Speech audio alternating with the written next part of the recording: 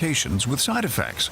Well, there's a delicious juice that can help bring your numbers back down. It's called 120 Life, and it has natural ingredients that have shown to lower blood pressure. Yes, a superfood juice is showing amazing results for high blood pressure without the side effects of big pharma medication. Try 120 Life risk-free now with a 2-week trial pack. Go to 120life.com and use coupon code 560 to save 15% and get free shipping. They're so sure it can lower your blood pressure in 2 weeks, they'll give your money back if you're not satisfied. Order now. That's 120life.com. Use coupon code 560 at checkout for 15% off. We always use M13. They can print anything. They design and price match. M13 does amazing work. M13 Graphics has helped make our brand stand out. They're definitely the best for less. Before M13, amateur. With M13, we look awesome. M13 Graphics, Chicago's leader in full-color design and printing. Set your business up for success with exceptional print products. Turned around in just 24 to 48 hours. Business cards, postcards, posters, banners, brochures, apparel, you name it. M13 will design and print nearly anything for your business. They have the right people in place and a reputation that keeps customers happy and coming back for more. They're a Chicago company that embodies the idea of business integrity. They live it every day. After all, in this country, you're free to do business with who you choose. Respect that freedom. Choose the best. For speedy turnaround, excellent service, and the best pricing in Chicagoland, choose M13 Graphics for all your design and printing. Online at M13.com. Visit M13.com or call now, toll free, 877-M13-1913. That's 877-M13-1913. Your business is under attack 24 hours a day, 7 days a week. It's a fact.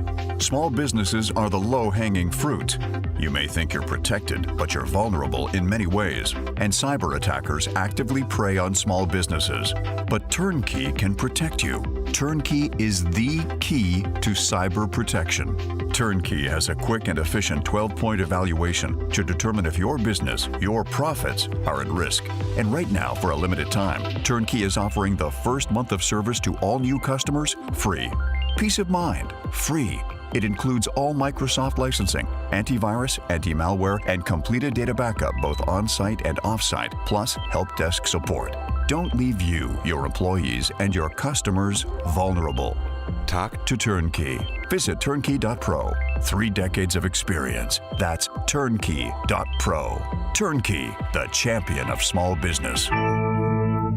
Catch Toddcast with Todd Starnes on the Salem Podcast Network. We have become addicted to all of this cheap crap coming from China. So now Donald Trump is finally saying, we've got to do something about it. We're not kicking the can down the road anymore. And this is what being a leader looks like. When you see what Donald Trump is doing right now in the country, this is leadership. Subscribe to the Todd Starnes Podcast today on Apple, Spotify, YouTube, Rumble, or at SalemPodcastNetwork.com. Can you afford not to have effective video surveillance? Is your outdoor inventory at risk? Theft and vandalism can hit your bottom line hard. Stop these events before they happen. Monitor your business 24/7 with alarm detection systems. We prevent crime with live operators watching video alerts, ensuring your assets and employees are secure. It's not worth the liability when you can effectively protect what matters most. Call ADS at 1-630-844-6322 or visit adsalarm.com for a free demo. Alarm license number 127000143. Spending too much on security guards to patrol your property? With rising crime rates, guards may not be enough. And the cost, it's adding up fast. At Alarm Detection Systems, we offer a more innovative solution. Live video monitoring. Cameras provide extra coverage in even the hardest to reach areas. Unlike guards, they never get intimidated. Our operators watch video alerts in real time, cut costs, increase coverage, and stay secure. Call ADS at 1-630-844-6322 or visit adsalarm.com for a free demo. Alarm license number 127000143. That shot was money, Lisa. Hey, speaking of, did you ever figure out what to do with your parents' old coin collection? Not yet. I need a reputable dealer to appraise them. I have no clue what they're worth. I just finished working on my dad's estate collections. I took it all to Fox Valley Coins. Their customer service was the best. Plus, they're super honest and reputable, but most importantly, experienced. They'll give you the best prices. Really? They handle estate collections? Absolutely. Buying, selling, appraising, they do it all. It was quick and simple, and we maintained our privacy. Fox Valley Coins made the whole process easy. That's exactly what I need. Are they local? Right in Naperville. They have an easy website to remember. FoxValleyCoins.com. Perfect. Now let's see if you can return this shot.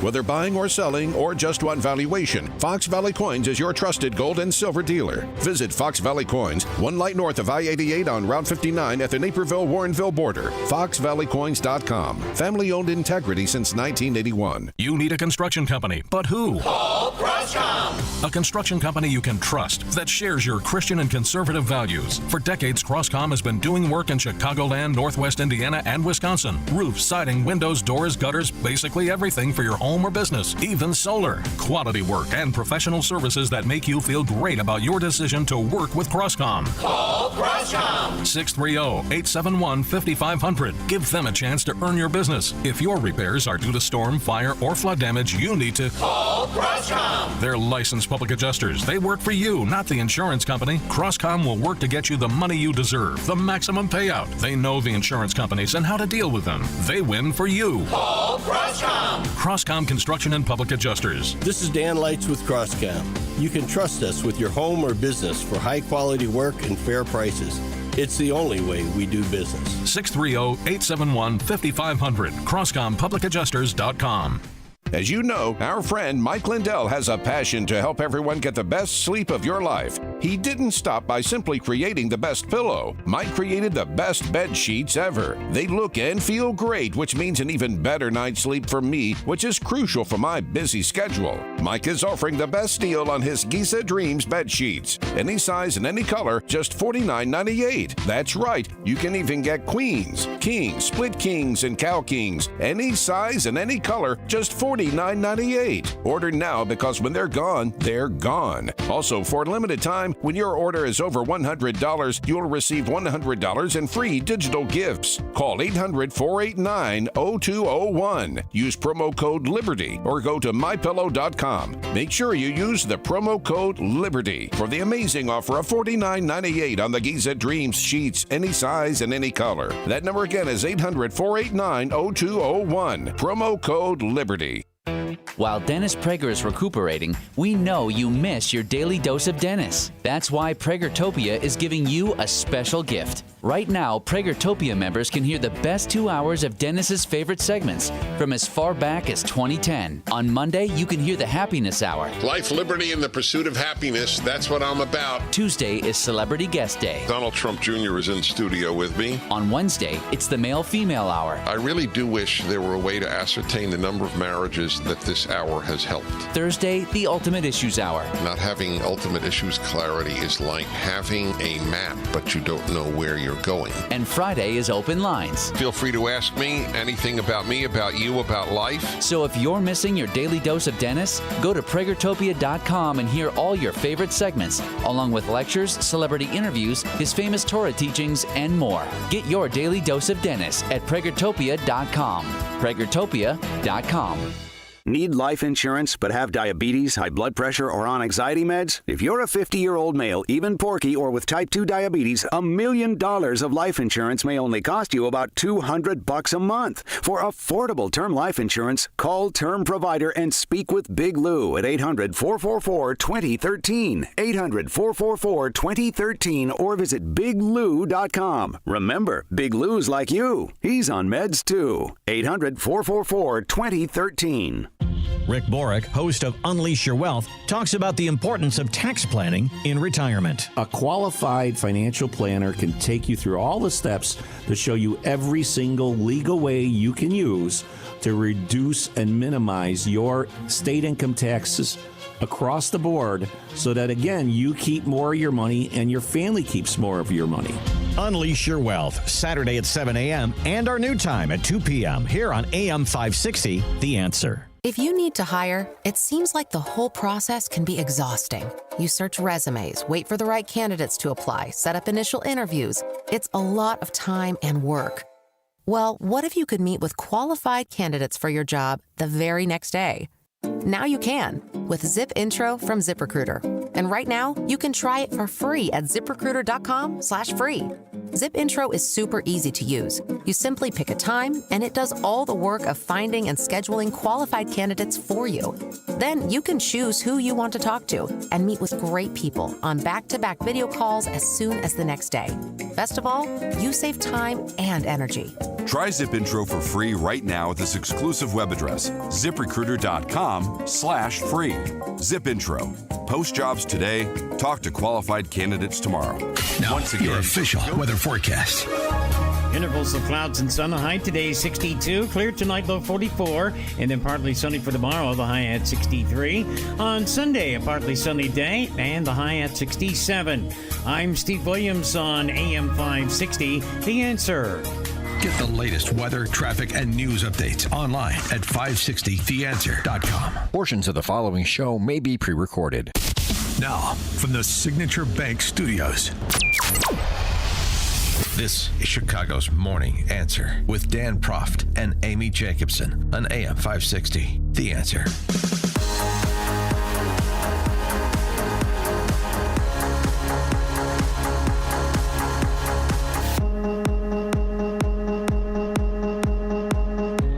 Top of the morning, Dan and Amy. Amy being Shirley, she's just finishing up the books for Cigar Nights. She's our in-house accountant. I don't know if people knew that. The couple of clips that sort of encapsulate the week in D.C. press corps that was occurred were generated by an exchange between Wolf Blitzer, who was able to secure an exclusive with his colleague Jake Tapper and Alex Thompson from Axios. What a get. Per their new book, you may have heard something about it, where they run interference for their D.C. press corps brethren who were part of the conspiracy to defraud the American public by gaslighting them into believing that there was no cognitive issues with the big guy, as you know. So this was an interesting aspect. I hadn't quite seen this element of their strategy play out like I did with Blitzer. So there's a Wolf Blitzer with Jake Tapper and Alex Thompson. And then there's an exchange between White House spokeshuman Caroline Leavitt and Yamiche Alcindor, MSNBC, about the Ramaphosa visit to the Oval Office and the controversial in the eyes of the D.C. press corps video that Trump played amid the denials by the South African government that there's any sort of serial killing of white farmers and expropriating their land going on, thus the granting of refugee status for, 5 of said farmers. Very illustrative exchanges, which is why I sort of wanted to isolate them, talk about them a little bit. So here's Wolf with Tapper and Thompson. Listen to the sort of lessons learned. As you reflect on that time period of Biden's presidency and think about your work, what could have been done better. And we've been treated to this with the, I'm very humble about my coverage and about my performance during that era. But there's a new element. See if you can pick it up. It's cabinet secretaries. Interesting. How has writing this important book, Investigating the Biden Presidency, Jake, informed you about how to cover the current president? Well, I just think in general, not Trump specific, but in general, I think that the press corps, and I'm certainly including myself, needs to worry less about politeness when it comes to these health issues and needs to be even more aggressive when it comes to demanding transparency on health issues when it comes to the president. President Trump, while he appears healthy, he has not been transparent about his health records. And I think that that's something that the American people have a right to. You want to add something? Yeah, I think, listen, this is not the first time this has happened. Woodrow Wilson, FDR, JFK all hid significant medical failings. Joe Biden was not totally transparent. It is going to happen again, inevitably, unless there is something forcing such disclosures. Alex Thompson, Jake Tapper, the book, an important book indeed, a bestseller already. We actually bought it. Hey, Wolf, take it easy on these guys. I mean, you don't have to rake them over the coals like that. 312-642-5600, turnkey.branch line. So one of the problems, just too polite. And I'll tell you what, a perfect time to stop being polite is when Trump is in the White House. It happened just in time that they've discovered that they've been overly polite to the politicians that they serve. So that was, one of a kind of the, I tried, but I wasn't aggressive as I should have been. I tried, but I'm very humble about what I actually produced during that period. But the second aspect of it from Alex Thompson of Politico is even more delicious. Look, this has happened before with these presidents that he named, and it's going to happen again unless we do something. Now they're reformers on top of it. They're not only providing the official record that we're all supposed to memorialize as what happened and who the responsible parties are and are not. Now they're also reformers. They're also looking prospectively. We need to do something. Somebody needs to pass a law. Somebody needs to give a grant to somebody in order to stop this from ever happening again.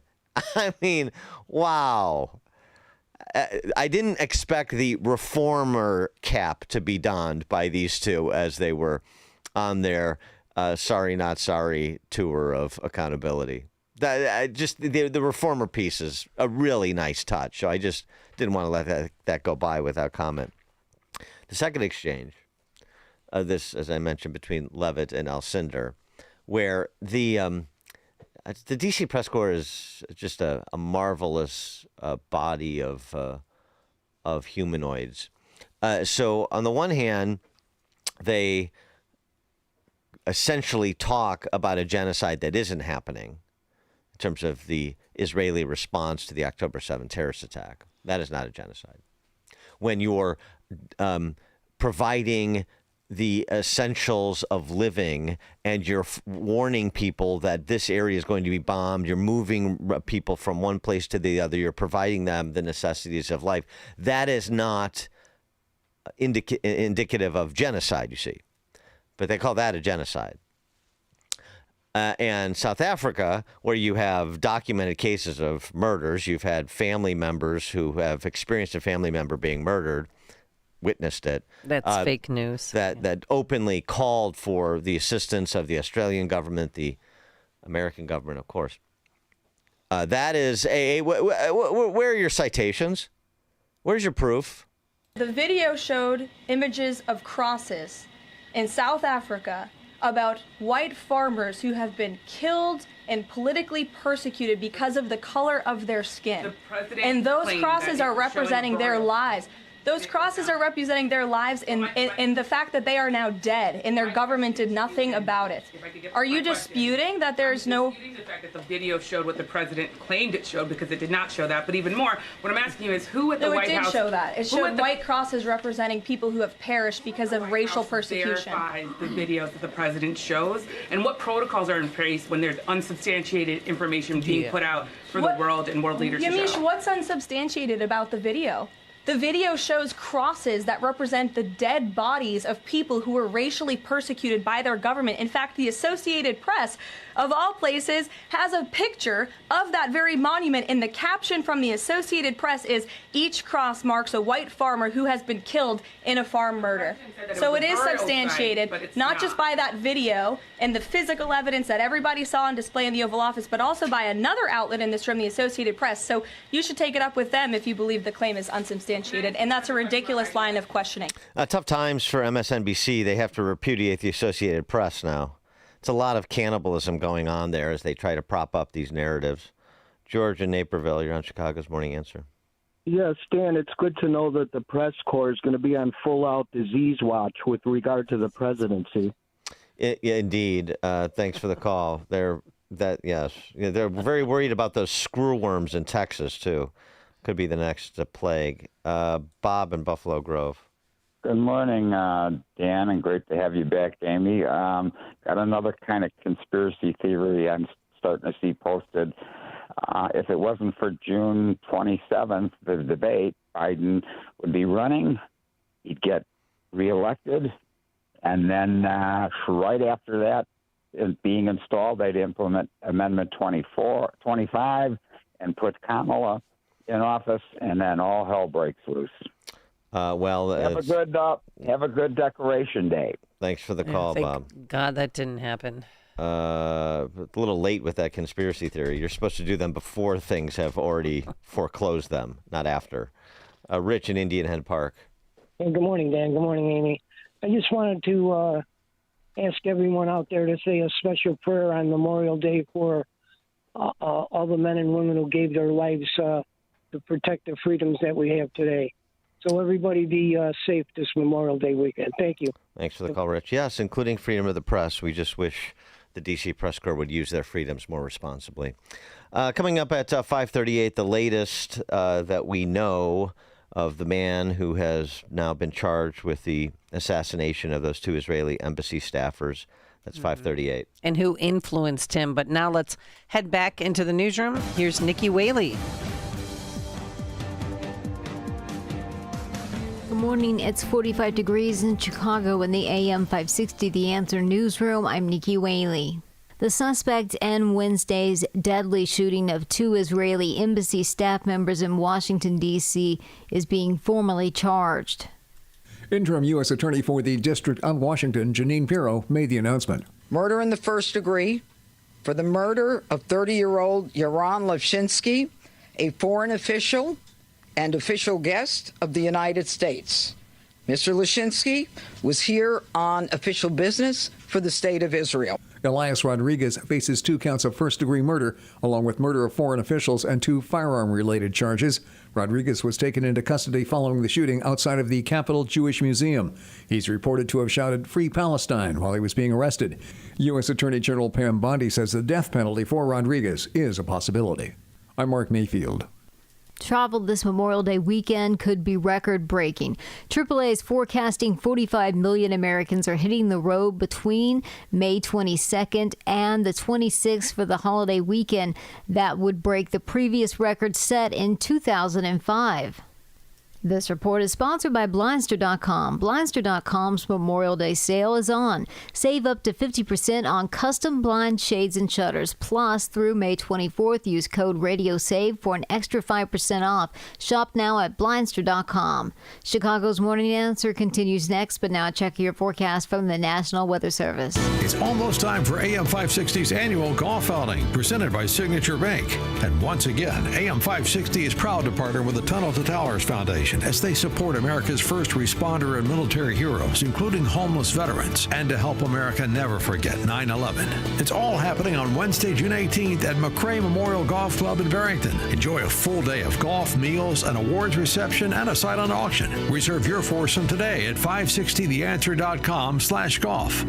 Do you owe $10,000 or more in credit card debt or personal loans? With credit card debt at all-time highs, Debt Relief Advocates is urgently notifying consumers of debt relief now being made available, designed to aid consumers with out-of-control credit card debt. Those who qualify and enroll for this relief program will only have to pay back a fraction of what they owe. This is not bankruptcy or a debt consolidation loan. This is a relief program that credit card companies would rather you not know about, as it ends your debt nightmare and saves you lots of money. Consumers owing at least $10,000 in credit card debt or personal loans can now take advantage of this debt relief as the cost of living skyrockets. Debt Relief Advocates has established a relief hotline for you to call to learn what debt reduction you may qualify for. For this free information, call 800-422-1609. 800-422-1609. 800-422-1609. Or simply visit godra.com.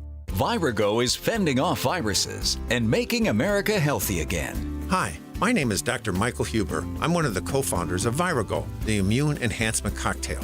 Virago contains 23 natural ingredients that work synergistically to boost your immune system. Virago's natural ingredients also protect your heart, your brain, and your liver through its anti-inflammatory and antioxidant properties. Virago also promotes healthy gum health. So go to myvirago.com, that's myvirogo.com, and use promo code IMMUNE to get 30% off. And remember, Maha starts with Virago. Boost your immune system with Virago. Order your bottle today. Visit myvirago.com. That's myvirago.com. And use coupon code IMMUNE to save 30%. That's myvirago.com. Use coupon code IMMUNE to save 30%. Virago and Maha, making America healthy again. Give your liver the support it needs with Active Liver. Go to newnordicusa.com, Amazon, or ask for Active Liver at your local CVS. New you, new Nordic. Now, your official weather forecast.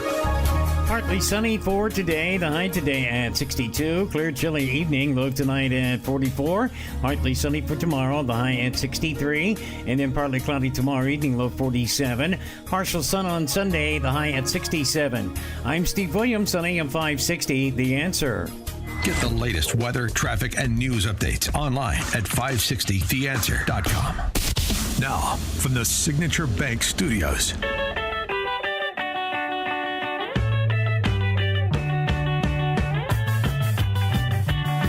Top of the morning, Dan and Amy.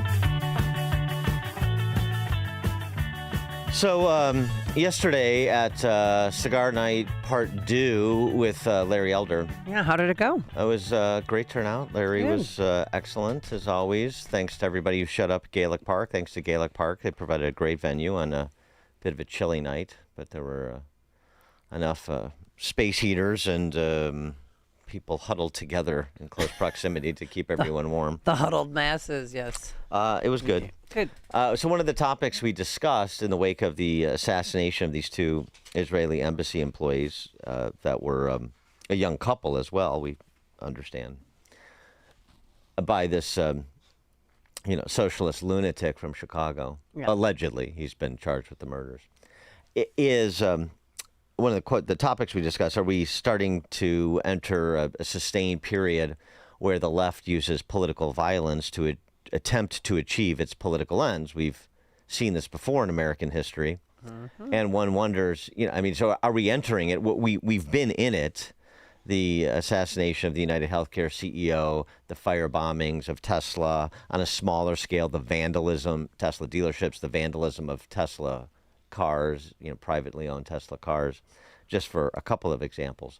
But are we about to see it spike and sustain after this run-up over the last, since October 7th, this run-up of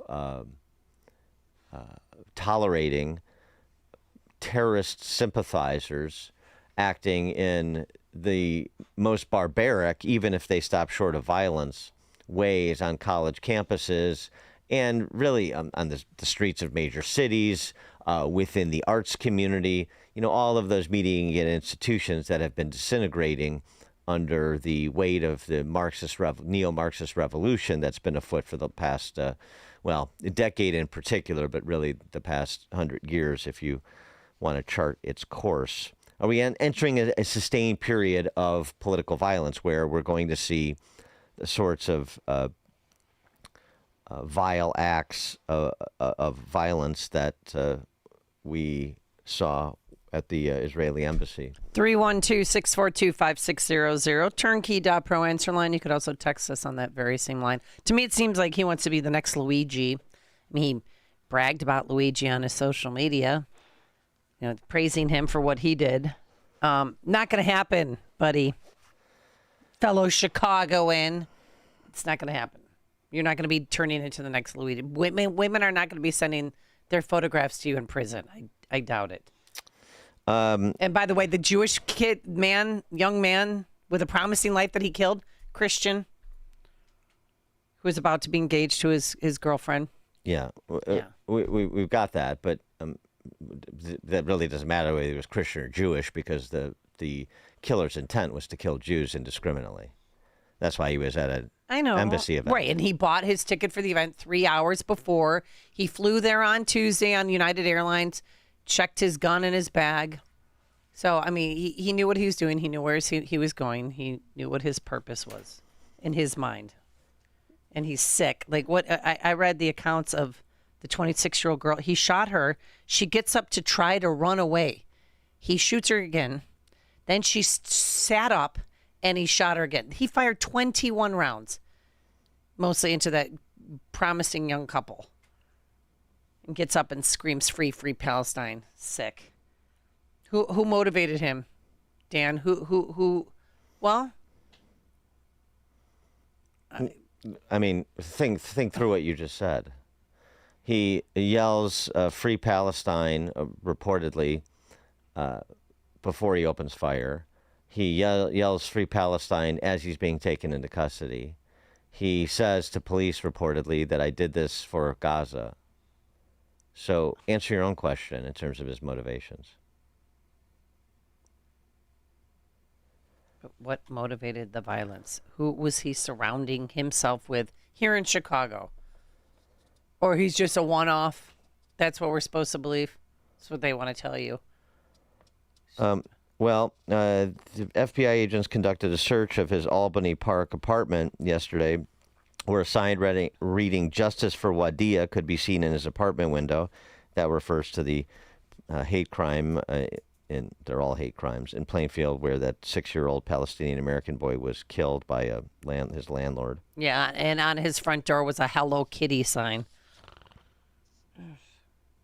Yeah, I don't think the Hello Kitty sign is as germane. No, I know. It just says a lot about... He shared the apartment with his alleged girlfriend. And he shared an apartment with a woman, but and his neighbor was unsure of the relationship. I'm sure he was too. I'm sure they all were.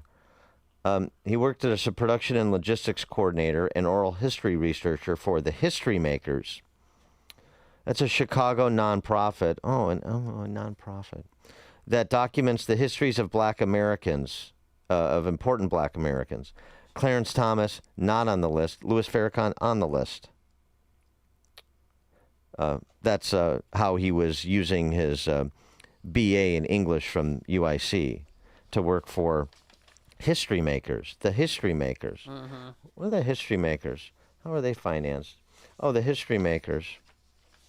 Do tell. The History Makers, underwritten by leftist foundations. The Ford Foundation has provided at least $1 million to the nonprofit since 2024, $500,000 of which was awarded in March. The MacArthur Foundation has provided nearly $1 million since 2003, including $500,000 last year.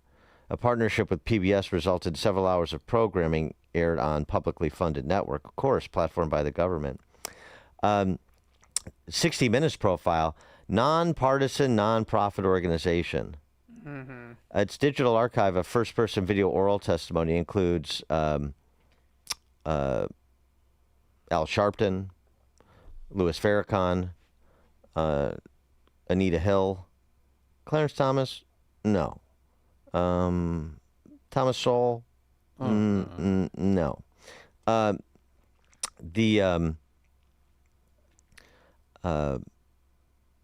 I guess he joined, but before he joined the History Makers, of course, as we talked about a bit yesterday, he was, and I'm sure still is, a member in spirit of the Socialist and Liberation Party in Chicago, which the Party for Socialism and Liberation, which regularly organizes anti-Israel protests, read anti-Semitic, and collaborates with anti-Israel student groups, read anti-Semites. Of course, the Party of Socialism and Liberation is distancing themselves from their former member, as they refer to him. I didn't do this. But there's something that we talked about a bit yesterday. We started to talk about with Professor Jacobson from Cornell Law, and that is this larger question I started the segment with, which is, are we entering a period of increasing political violence from the left in furtherance of their stated political aims? And is the recruitment pool for the left growing in elite circles? This theory about elite overproduction from a Russian historian, actually, who developed it. And we've seen this play out before, which is just to argue, not just in America, but certainly in America. In the 70s, the Weather Underground's a good example of this. You know, those noted academics, speaking of UIC, Bill Ayers, tenured UIC professor, his wife, Bernadine Dorn, longtime Northwestern Law Clinic employee. So they did not come from some deprived, downtrodden home life, right? These were people of and other members of the Weather Underground. These were people who came from stable middle or upper income families. And that's what we've seen on college campuses.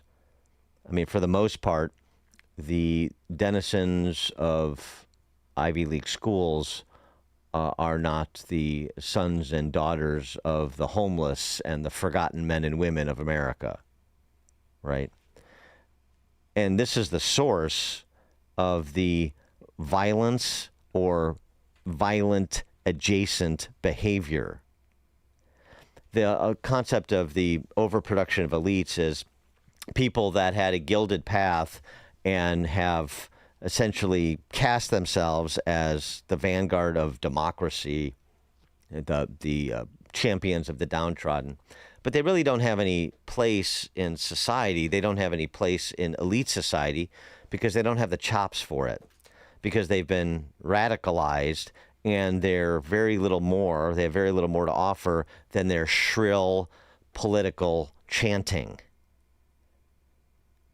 So they're not going to have the largesse that mom and dad enjoyed, except from mom and dad, and they resent mom and dad for it. And that resentment is, I mean, without doing sort of, group psychoanalysis here, that resentment takes its form in a commitment to these causes du jour that bubble up on college campuses, financed by groups like Students for Justice in Palestine, who are financed by terrorist and terrorist-adjacent groups.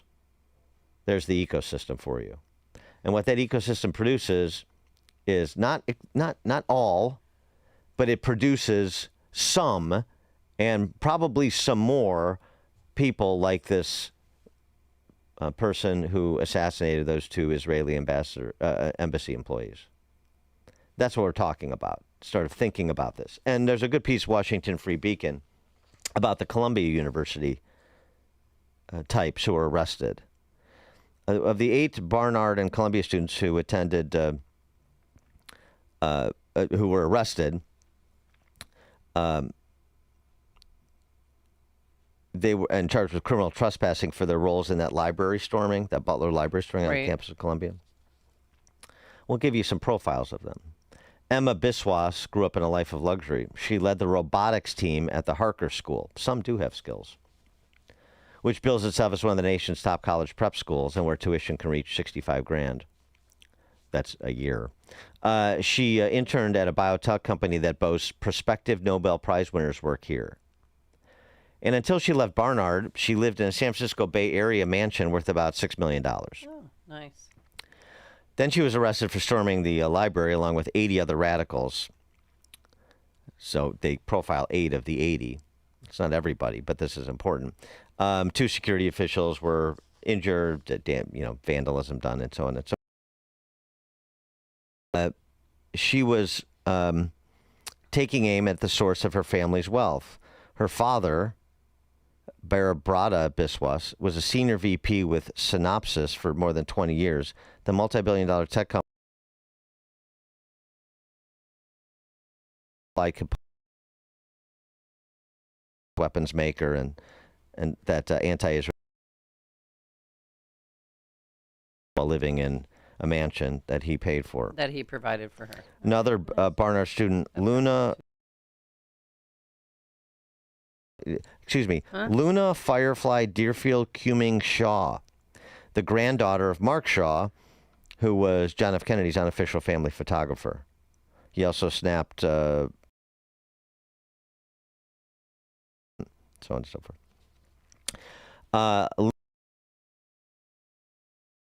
Putney School in Vermont, which charges $50,000 and charges boarding students $80,000. That's a year. Progressive school that considers inclusivity a fundamental principle of the school. It sports 2 committees dedicated to the cause, allowing it to remain at the forefront of the.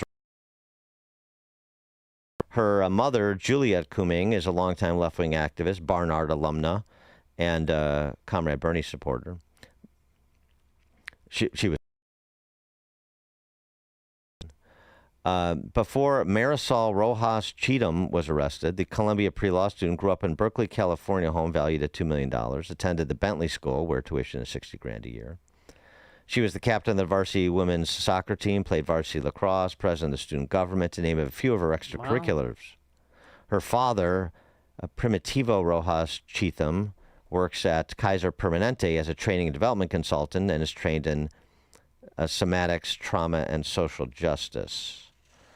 And we could go on, but you get the point that I'm driving, which is these are not maladjusted kids in terms of their participation in their academic life, in social and extracurricular activities, at prestigious schools, starting in the K through 12 and then leading them to the Ivy League. So something is happening along the way, and particularly at their most recent destination. And it speaks to a problem. It's not just something to point at and ridicule, and kids will be kids and they'll grow out of it. This is more serious than sort of performative leftist politics. 312-642-5600. One bright moment yesterday, this guy, Jonathan Epstein, Columbia University grad student, he went on CNN because he witnessed the attack, Dan. The anchor did not know how to respond to this. But what I saw in his eyes, I went to Columbia for grad school, and I saw the same thing in his eyes as I saw in the eyes of all the protesters at Columbia. Nothing different between him and them. But they did not create this horrific shooting. They did not, they didn't shoot. They gave permission. They gave the permission. And they have called for this. They have called for Intifada revolution, which is the same thing he yelled last night.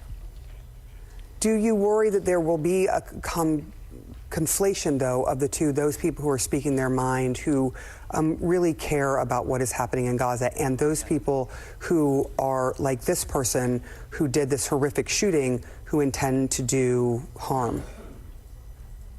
A conflation.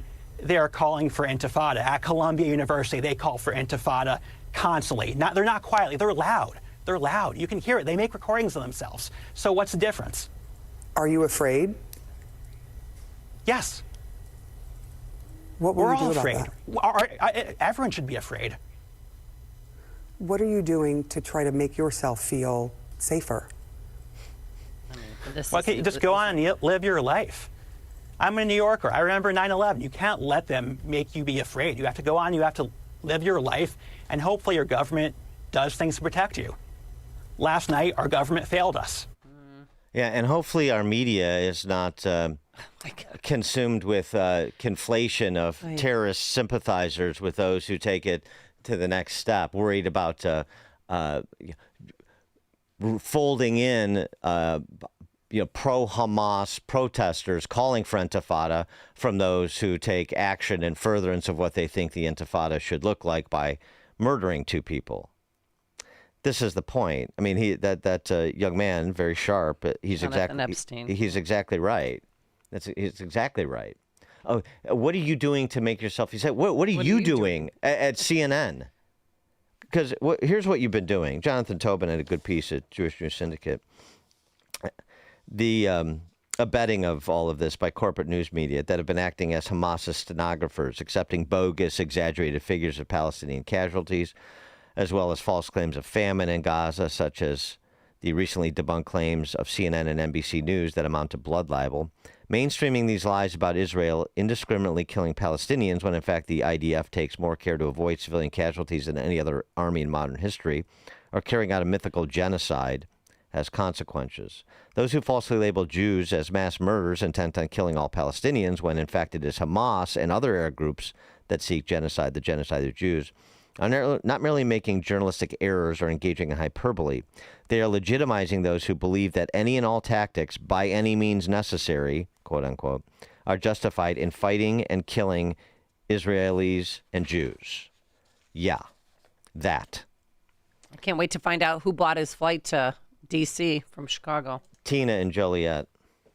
Hi, good morning, guys. So I don't know, a couple weeks ago I shared with you the gentleman who stalked me and has made my life hell for the last few years. And I take it serious. I've deleted my social media. He's threatened me, and I take his threats seriously. He has a long police record. His parents have filed restraining orders against him, but he grew up in an upper middle class home, just like you guys spoke about, and mommy and daddy still pay his legal bills when people do take him to court to sue him or to get restraining orders. The problem, we don't have any support from law enforcement. None. There are electronic harassment laws out there, and they do not get enforced. They will not investigate. I take this guy's threats very seriously. He's mentally ill, and I'm not his only victim. There are lots of them, but we need support, and it just isn't there. If I could, what I'm told is that, change your phone number. My company had to take me off the website. I had to take all these preventive measures. And like I said, I've taken myself off of social media because I can't continue to allow him to have access to me. And it's They're very sick. scary to know. Yeah. It is sick. We don't have the support we need. And I could take him to court civilly. It's going to cost me $10,000 at least. So, I know. And I do see the level. I was hoping that at this point in our, in Trump's presidency, this second term, that there would be enough people to see, okay, he's not, all these horrible things that were said about him and about his supporters are clearly not true. So we're going to moderate and try to work together. It's worse. I think it's worse than it was the first time around. And we desperately need help. They are going to keep escalating the violence, and I'm nervous. I'm nervous. Just about arm where this is yourself. going. Get a concealed carry. Do what you I have to do. am. Don't rely on police Absolutely. because they're not going to No. be there. And I love my No, police they're not. officers too, but in my case, the detective wouldn't even go to my guy's house without backup. Like, well, what does that say?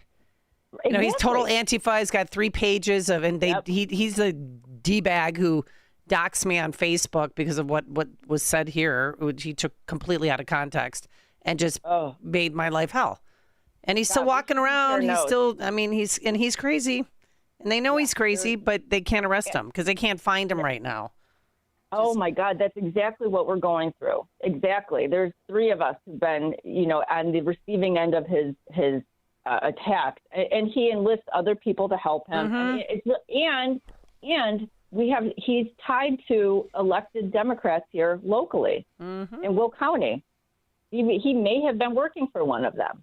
So, yeah, these are their foot soldiers. The Democrats know exactly what they're doing, and they're just they lit the match, and they're gonna let the explosion happen.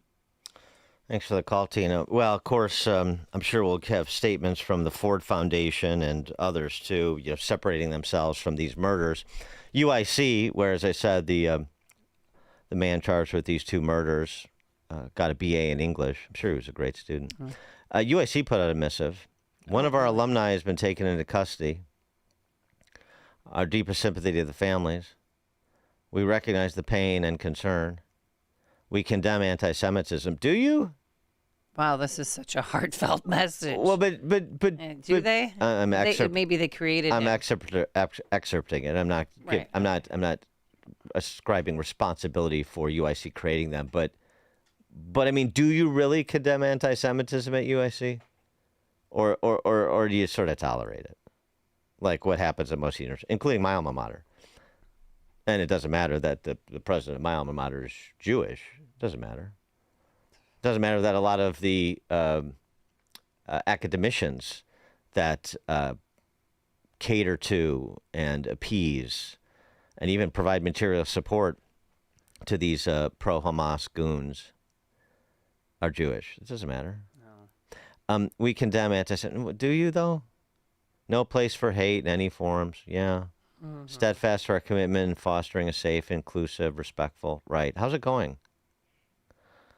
Everybody's committed to a safe, especially the colleges and universities. They're all committed to safe environments. How's it going? It's 6 o'clock, AM 560 WIND. Another crackdown on Harvard. I'm Dave Anthony, Fox News. Anti-Semitism will not be stood for. Homeland Security Secretary Kristi Noem tells Fox the Trump administration will no longer allow Harvard University to participate in a student exchange visitor program, meaning Harvard can't enroll international students anymore. Get your act together, because we are coming to make sure that these programs, that you are facilitating an environment where students can learn, where they're safe, and that they're not discriminated against based on their race or their religion. Harvard calls the order unlawful. It's after already suing to undo the order blocking the university's federal funding. In Washington, D.C., Elias Rodriguez now charged with 2 counts of first-degree murder. More charges could be added as Wednesday night's shooting that killed 2 Israeli embassy staffers is being investigated as a hate crime and terrorism. Court papers reveal chilling details regarding the shooting. Authorities say surveillance video shows Rodriguez shooting the victims, 26-year-old Sarah Milgram and 30-year-old Yaron Lashinsky, both staffers for the Israeli embassy. As Milgram tried to crawl away, Rodriguez approached her and shot more rounds. He then went inside the Capitol Jewish Museum, which had hosted an event for young Jewish diplomats, and told police he did it. He said, "I did it for Palestine. I did it for Gaza." Fox's Madeline Rivera outside that museum where a makeshift memorial grows. It's been a week now since the New Orleans jailbreak, and 5 of the prisoners who escaped are still on the run. A third woman's been charged with helping the fugitives, giving one of the guys still on the loose money.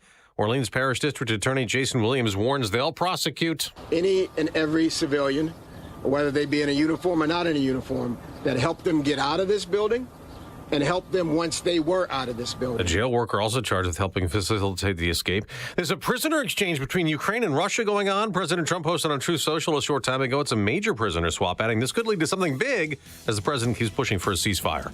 America's listening to Fox News. Good morning. It's 45 degrees in Chicago in the AM 560 The Answer newsroom. I'm Nikki Whaley. Mayor Johnson and Governor Pritzker are reacting to the deadly shooting of 2 Israeli embassy staff members in Washington, D.C. Johnson condemned the attack, saying acts of anti-Semitism, hate, and violence have no place in our nation. It is incumbent upon us as a city to put our arms around the Jewish community. We are not a better, stronger, safer city if our Jewish community is continuously under attack. Pritzker released a statement saying he was horrified to hear about the shooting at the Capitol Jewish Museum Wednesday. He called the incident an attack on the Jewish community. The governor said Americans have an obligation to stand for peace and reject bigotry in all of its forms. Chicago's welcoming a new aviation commissioner. Michael McMurray was approved by the city council. The attorney and one-time construction executive will replace the retiring Jamie Rhee, who spent 6 years on the job. Gary, Indiana is the choice for a new multi-million-dollar convention center. The Lake County Board of Commissioners also decided that they would build a 300-room hotel at the Hard Rock Casino. The city of Gary was selected over Hobart, which proposed a site near the South Lake Mall. There's no date set for when the $100 million project will be completed. News is a service of AlmostFreeTeeth.com. Overpaying for dental implants is over. If you have a Blue Cross Blue Shield, PPO, or FEP, you could save 90% off on average to get your smile back. Learn more and check if you qualify at AlmostFreeTeeth.com. A check of the roads coming up in 2 minutes on AM 560, The Answer. Sign up for the AM 560 Answer Advantage to get early alerts on event ticket sales, special discounts, and contest opportunities. Sign up today at 560theanswer.com/advantage. Wesley Financial Group is not a law firm. Do you find yourself stuck in a timeshare? Get the real facts about the timeshare industry and your options for cancellation. Chuck McDowell, founder of Wesley Financial Group, has put together a free information guide that reveals the secrets the timeshare industry doesn't want you to know, including the 5 ways to get rid of your timeshare. Call now and get this timeshare cancellation guide absolutely free. Call 800-893-2288. 800-893-2288. 800-893-2288. When you're hiring, have you ever felt like you're missing out on meeting great candidates? Well, they're not hard to find when you go to ZipRecruiter. ZipRecruiter helps 10 million people with their job search every day. People who are actively looking for jobs like yours. So it's easy to find the right person fast. 4 out of 5 employers who post on ZipRecruiter Get a quality candidate within the first day. Try ZipRecruiter for free at ZipRecruiter.com/free. That's ZipRecruiter.com/free. At Signature Bank, going the distance for business banking customers is what we do every day. We understand that business owners have a strategic mission, a drive to succeed, a plan for growth, and don't have time to wait for a bank to respond. With Signature Bank, you not only have a banking partner that has roots right here in Chicago, but our decisions are made locally too. Signature Bank knows that when you have a question or problem about your business, you want answers. You need someone who will pick up the phone or respond to your text. You need someone who is always there for you. That's Signature Bank. We are a team that wants to get to know you and your business. Want to be Signature Bank's next success story? Give us a call today at 773-467-5630 or visit us online at signaturebank.bank. Member FDIC Equal Housing Lender. We always use M13. They can print anything. They design and price match. M13 does amazing work. M13 Graphics has helped make our brand stand out. They're definitely the best for less. Before M13, amateur. With M13, we look awesome. M13 Graphics, Chicago's leader in full-color design and printing. Set your business up for success with exceptional print products. Turned around in just 24 to 48 hours. Business cards, postcards, posters, banners, brochures, apparel, you name it. M13 will design and print nearly anything for your business. They have the right people in place and a reputation that keeps customers happy and coming back for more. They're a Chicago company that embodies the idea of business integrity. They live it every day. After all, in this country, you're free to do business with who you choose. Respect that freedom. Choose the best. For speedy turnaround, excellent service, and the best pricing in Chicagoland, choose M13 Graphics for all your design and printing. Online at M13.com. Visit M13.com or call now, toll free, 877-M13-1913. That's 877-M13-1913.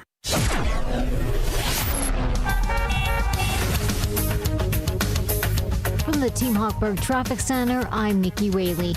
On the Edens inbound from Lake Cook to Montrose, 14 minutes. Outbound, 14 minutes as well. On the Kennedy inbound from Montrose to the Byrne interchange, 10 minutes. Outbound, about 16 minutes. On the Eisenhower inbound from Wolf to the old post office, 13 minutes. Outbound, about 14 minutes. That's due to an earlier accident that was between Mannheim and Wolf. On the Stevenson inbound from the Tri-State to Lakeshore Drive, 18 minutes. Outbound, 15 minutes. Traffic is a service of Team Hochberg. They've helped thousands of AM 560 listeners with the best rates and service. Let Team Hochberg help you by visiting 56david.com or call 855-563-2843. That's 56david.com. Lower.com Equal Housing Lender, NMLS 1124061. Chicago's Morning Answer continues next, but now I check your forecast from the National Weather Service. Partly sunny for today. The high today at 62. Clear, chilly evening. Low tonight at 44. Partly sunny for tomorrow. The high at 63. And then partly cloudy tomorrow evening. Low 47. Partial sun on Sunday. The high at 67. I'm Steve Williams on AM 560. The Answer. Get the latest weather, traffic, and news updates online at 560theanswer.com. Now, from the Signature Bank Studios. This is Chicago's Morning Answer with Dan Proft and Amy Jacobson on AM 560. The Answer.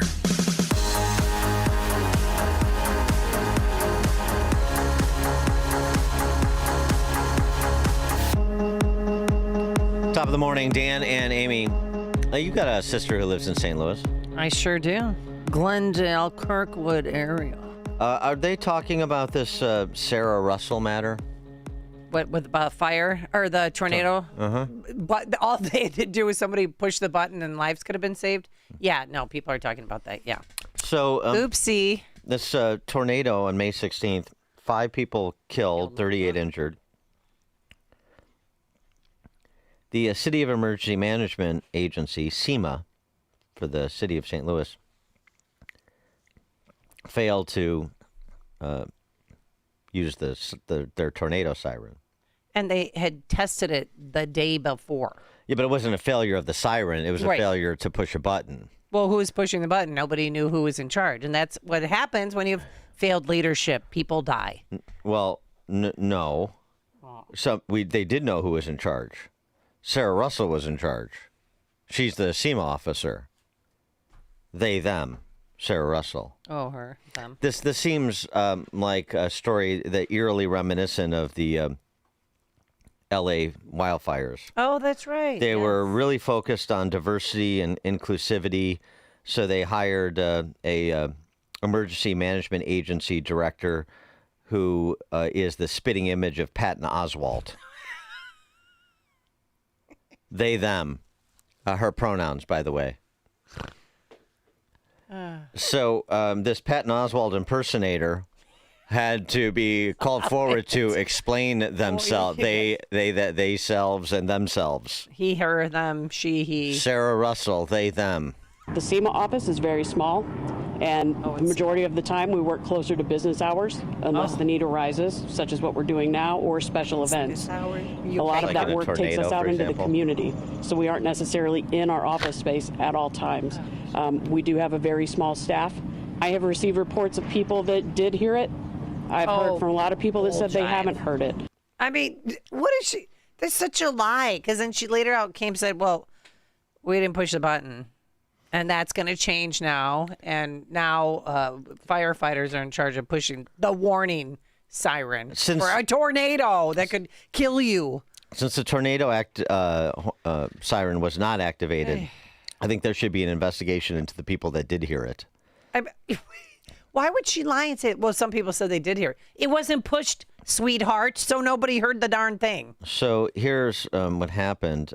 That Friday afternoon, SEMA staff, including they, them, Sarah, were at a workshop at 1520 Market Street, not at the SEMA office located all the way over at 1915 Olive Street, where SEMA's siren activation button is located. SEMA.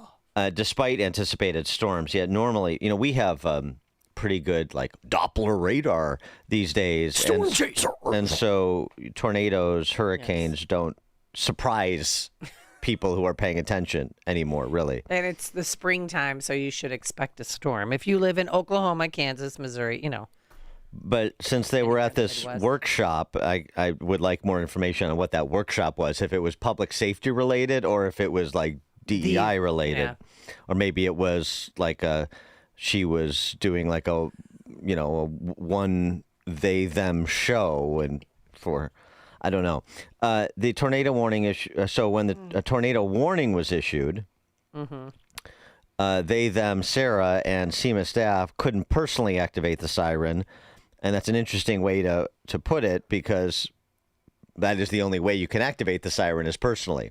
So anyway, they contacted the fire department, and then there was a breakdown in communication. You see, the directive to activate the sirens was ambiguous, which cannot happen when a tornado is sweeping through a city.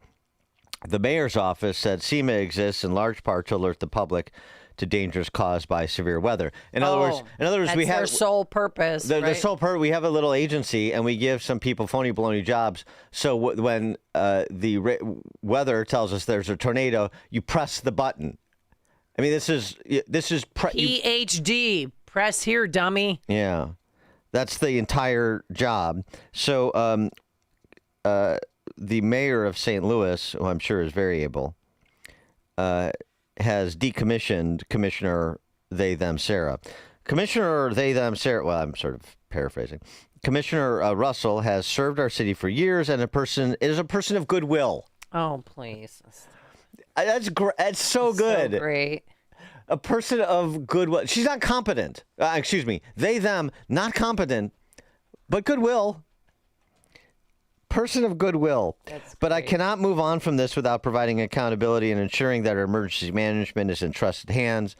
So she has, the mayor has sent they, them, Sarah away. And as you said, taken responsibility from SEMA staff to press the button and given it to the fire department to press the button. I assume the SEMA office will remain intact. Well, I hope so. I mean, they are small because she's let us know.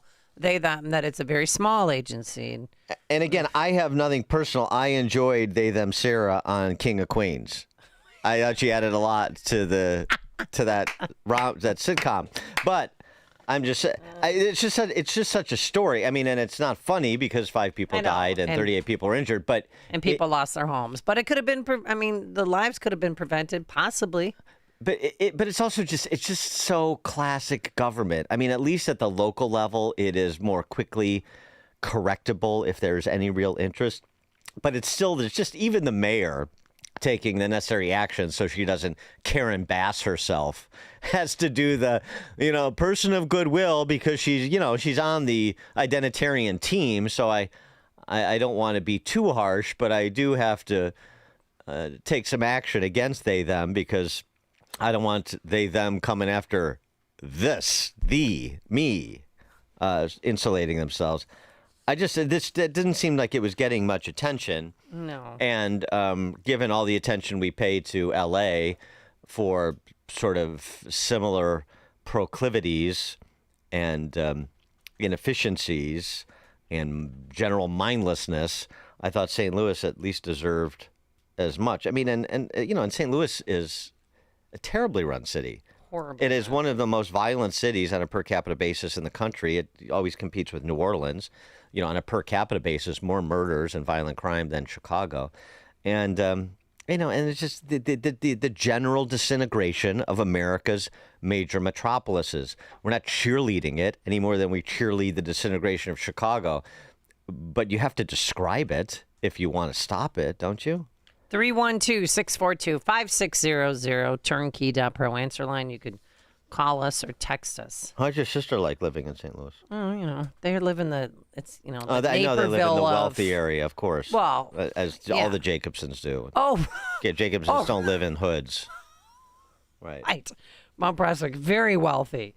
No, but they know. I mean, they're on to her, and that's why people don't live in St. Louis, and they don't go to visit St. Louis. They'll go to a Cardinals game, and that's pretty much it, because there's no more football there. But the mayor of St. Louis, that's who Brandon Johnson was knocking on doors for. Remember? Kara Spencer, yeah. Yeah. Mm-hmm. Getting it done, doing the hard work, putting in the time, Dan. Dan and Lyle, you're on Chicago's Morning Answer. Hi, guys. Good morning. Hey, I want to make you a bet. All right, a steak dinner that person didn't get fired. Oh, no. I'm not going to bet. I should have disclosed.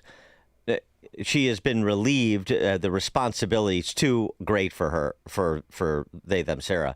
So that's why the fire department has now. They, them, Sarah is on leave, pending a complete investigation because they want to be thorough and fair, Dan. Have you checked out the new mayor of St. Louis, Kara Spencer? Thanks for the call. Yeah. Mm-hmm. It's lovely. Is that a they, that? What? Lovely. Huh?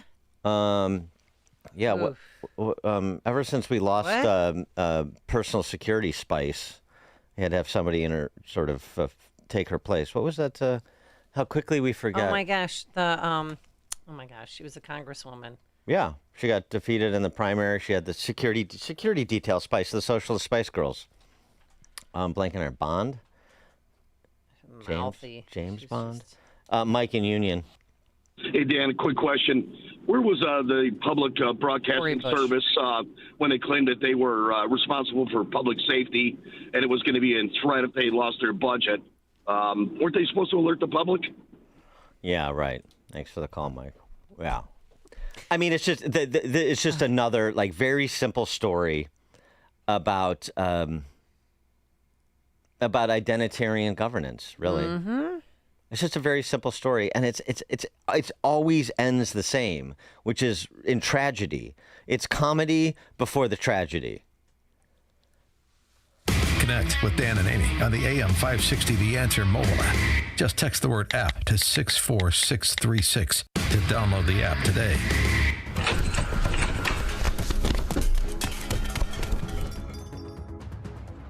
They took everything. Our equipment, our supplies, it's all gone. It's devastating. Every order is going to be delayed for months, and our customers are going to find someone else. I don't know if we'll ever recover from this. We're already getting calls from clients checking on their orders. Who knows how long it will take to get back on our feet? What were we thinking not upgrading our security? Don't let a break-in devastate your business. Protect yourself with Goldilocks. They'll create a customized security solution for you. From commercial doors with keyless entry to 24/7 alarm monitoring, they have you covered. Learn more at GoldilocksInc.com and have a security technician conduct an on-site assessment of your business. Plus, AM 560 listeners get their first 3 months of monitoring free with a new install. Call Goldilocks now. 708-889-5600. That's 708-889-5600. Goldilocks, Chicagoland's premier locksmith doors and security systems company since 1981. All right. It was Corey Bush, right? Yeah, Corey Bush. Yeah. And Kara Spencer sort of looks like a fat Pat Benatar. She sort of has that going. That's nice, Dan. That's being kind. Yeah. I mean, she sort of has that thing going. Yeah. She's a honky, though. They elected a honky in St. Louis. I know. Yeah. All right. Then Patton Oswalt's also a honky. I don't know what's going on. Well, Brandon Johnson going door to door did not help the African-American incumbent. No, but Brandon Johnson is right. You need fewer honkies. You wouldn't have those problems in St. Louis, like we do in Chicago. Yeah. All right. Is your business using Windows 10?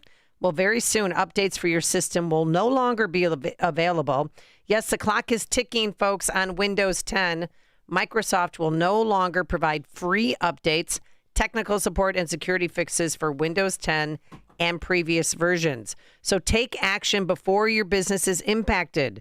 Turnkey is offering a free Windows readiness check. This assessment will analyze your network needs and prepare your business for Windows 11. Do not wait. If you're not ready, your system is vulnerable and could be hacked. All your data could be lost. Can your business afford that?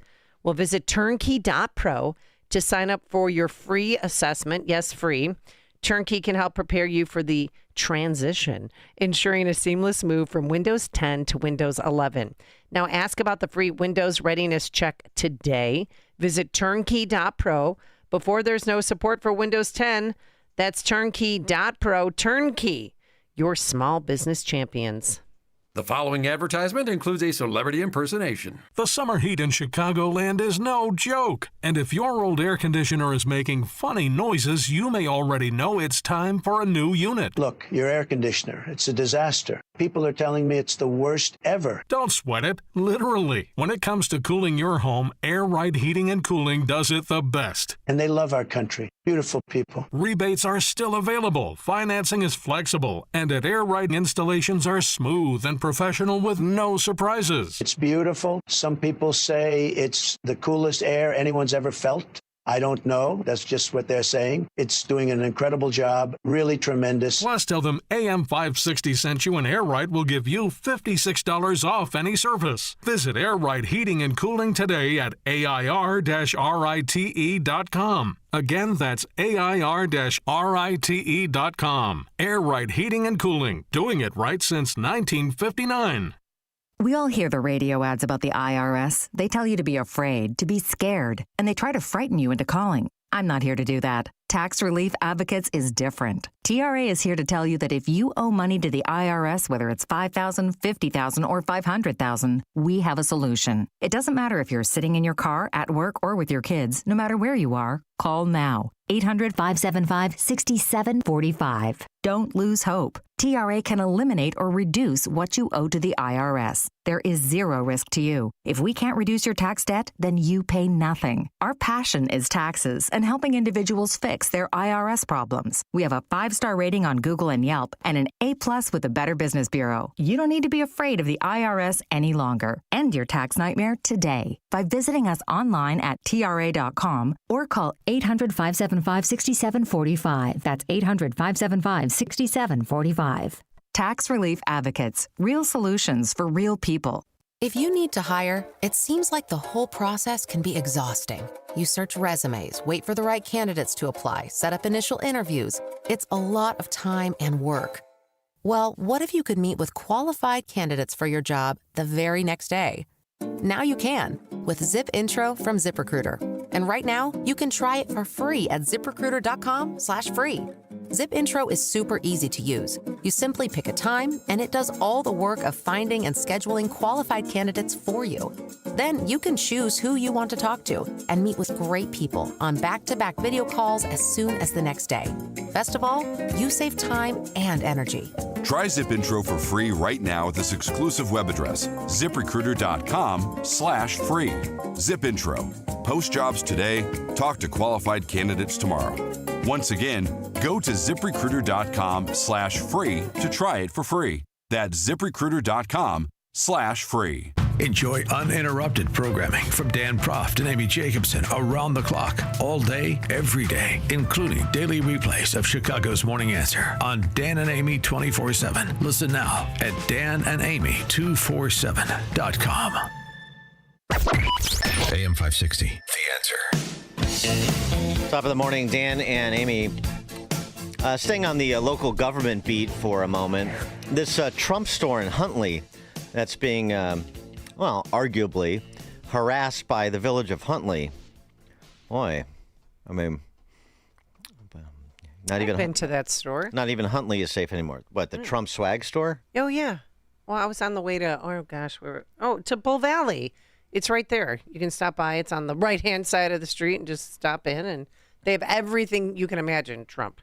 Well, Lisa Fleischman is the owner. She's awesome. And your gal pal, John Garcia, covered this story. How about that? John Garcia, ABC News. I know. We talked about it, yeah. Yeah. All right. Good for him. Yeah.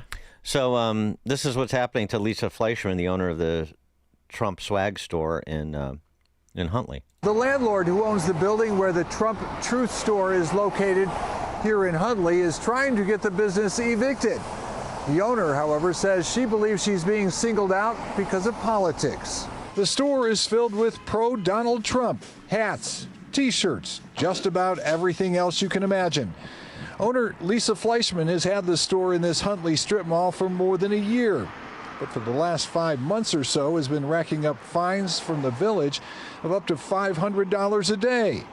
That's from citations Huntley has issued for alleged violations, including blocking the sidewalk with merchandise like the life-sized inflatable Donald Trump. I need to stand up, and for the small businesses, not alone, this is totally political. Fleischman is clearly a supporter of the president, and she says she opened the business to promote conversation and political discourse.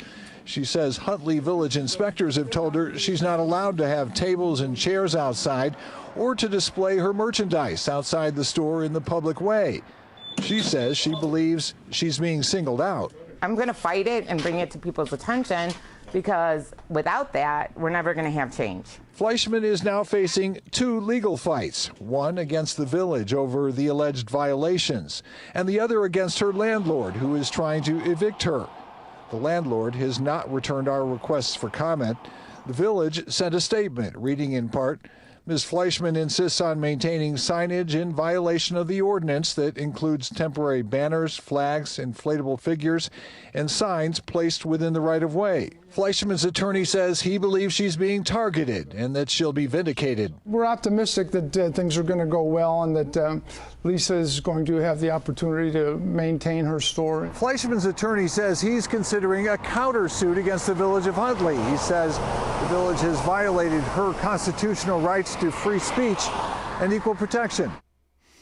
312-642-5600, turnkey.pro answer line, just in case anybody has color on this in Huntley. I don't know. I mean, there's a couple of things here. One is, there are muni ordinances governing things like signage that you have to comply with that are not unconstitutional. Not that I am a stickler for such things. I'm just saying that they exist in every municipality, and you do get fined, and there are code inspectors and so on and so forth. But so that's one caveat. But by the same token, why would the landlord get involved in wanting to evict her if she's otherwise has a retail store that is compliant with zoning? And she's paying the rent on time. Yeah, right. Yeah, so I asked the reporter, because I said, well, I have seen the inflatables inside her place and the signage, because you can't miss it. It lets you know that the store's there. But I said, well, she has tables and chairs out on the front. And John said, well, we looked around the corner and there's another business that has tables and chairs out front, and they're not supposed to have tables and chairs out front either. but they didn't get fined. But is it like an outdoor cafe where they got a special dispensation or a permit? They didn't get a permit. But I think is it a cafe? Is it a food? Is it a restaurant? It's a restaurant, but you have to get a permit for an outdoor cafe. Normally. But I think the big, huge inflatable Trump in between her store and the parking area. I mean, that could be a violation because I'm all about rules, guys. Without rules, there's chaos. Yeah. So if they tell you to, take it down or. I could see that. I saw the video, that big inflatable Trump thing. It's a little garish for me. It's particularly because it sort of looks like a big sex doll. Thank you, Dan, for saying what I didn't want to say. Yeah. I think he starred on Airplane. He was the pilot. He was the pilot on Airplane. Yeah, I'm a little worried. Like if I don't, say if Tom Tunney was driving around Huntley for some reason, that he might stop and defile that. Dan, he just wants to make sure the parking is correct. Well, I know he was up the butt of the Ricketses for a long time to ensure that. He said so. It's not me saying it; was him saying it. So that's why maybe there's a compromise here. But the landlord trying to evict her. There's something else going on. Yeah, that sounds like maybe some back channeling between the village and the landlord, which happens a lot. Uh-huh. And you have to tell me, sister. So I'm a little curious. I'm a little skeptical of this being all on the up and up and just a matter of code enforcement. So if anybody has any backstory for us, we'd certainly be happy to entertain it. Call us for Open Mic Friday, that's for sure. All right, coming up on Chicago's Morning Answer. At 6:36, we'll talk to Alderman Ray Lopez about a lot of things, about the prospective curfew, about the DOJ opening an investigation into Brandon Johnson's hiring practices, and so on and so forth. That's all at 6:36. But first, we have to stop by that newsroom. Here's Nikki Whaley. Good morning. It's 45 degrees in Chicago in the AM 560 The Answer newsroom. I'm Nikki Whaley. Harvard can no longer enroll foreign students. That's according to Homeland Security Chief Kristi Noem, who sent a letter to Harvard informing them that their ability to enroll foreign students at their university has been revoked. Any foreign student that wishes to get an education in this country that is attending Harvard and not participating in this criminal activity, they will have to find another university. Noem says the university has not fully complied with all reporting requirements to DHS, including providing detailed records of foreign students' misconduct on campus. The Trump administration has already yanked millions in federal grants meant for the school. I'm Mark Mayfield. A candlelight vigil was held near the White House last night to honor the 2 Israeli embassy staffers killed in Wednesday's shooting. The suspect from Chicago, Elias Rodriguez, is charged with first-degree murder and other counts. He was taken into custody following the shooting outside of the Capitol Jewish Museum. Rodriguez reportedly was shouting "Free Palestine" while being arrested. Authorities are investigating the case as a possible hate crime and terror attack. News is a service of Anthony DeGrotto State Farm, a guest contributor to Get Down to Business with host Shalom Klein. Heard Sunday at 6 p.m. Hear why Anthony's team is like a good neighbor. State Farm is there. A Check of the Roads is coming up in 2 minutes on AM 560 The Answer. Be prepared for tax changes in 2025. Without a solid strategy, you could risk losing more of your hard-earned savings than necessary. VestGen Wealth Partners can help develop proactive tax plans designed to help keep more money in your pockets. Visit GetRetiredStayRetired.com for a free review. Advisory services offered through VestGen Advisors, LLC, an SEC registered investment advisor. Securities offered through Private Client Services, LLC, member FINRA and SIPC. Private Client Services and VestGen Advisors, LLC are unaffiliated entities. Any information discussed does not constitute investment advice. VestGen Advisors and Private Client Services do not offer tax legal advice. Spring is here. It's time to get outside and enjoy the beautiful weather in a brand new scooter from Mars Medical in New Lenox. Come see and test drive their full collection of new and used power mobility devices for sale. Mars Medical carries full and travel size scooters from Pride Mobility and Golden Technologies. Inventory is moving out daily, so don't hesitate to pick out your new scooter today. And don't forget, Mars Medical also has lightweight and compact transport wheelchairs available for sale or rental use for those day trips to the zoo or to the park. Some units weigh as little as 19 pounds. Or improve your outdoor activities this spring with a rollator walker. Mars Medical has over 7 models of rollator walkers on the floor for purchase. Make this spring one to remember on the north side of Route 30 between Cedar and Vine Road in New Lenox. Or go to marsmedicalsupply.com. Mars Medical, customer care that is out of this world. This is Seth Leibson for Townhall.com. The assassin of 2 Israeli embassy workers at the Jewish Museum in Washington, D.C. was an active member of the Party of Socialism and Liberation. When arrested, he shouted, "Free, free Palestine," the same chant we've heard from left-wingers and socialists on our college campuses. It shouldn't be surprising. The Palestinian cause has always been yoked to violent Jew hatred in the name of socialism and communism. The Grand Mufti of Jerusalem worked with Hitler and his National Socialist Party to, as his troops would shout in the 1930s and 40s, "Itbach al Yahud," slaughter the Jew.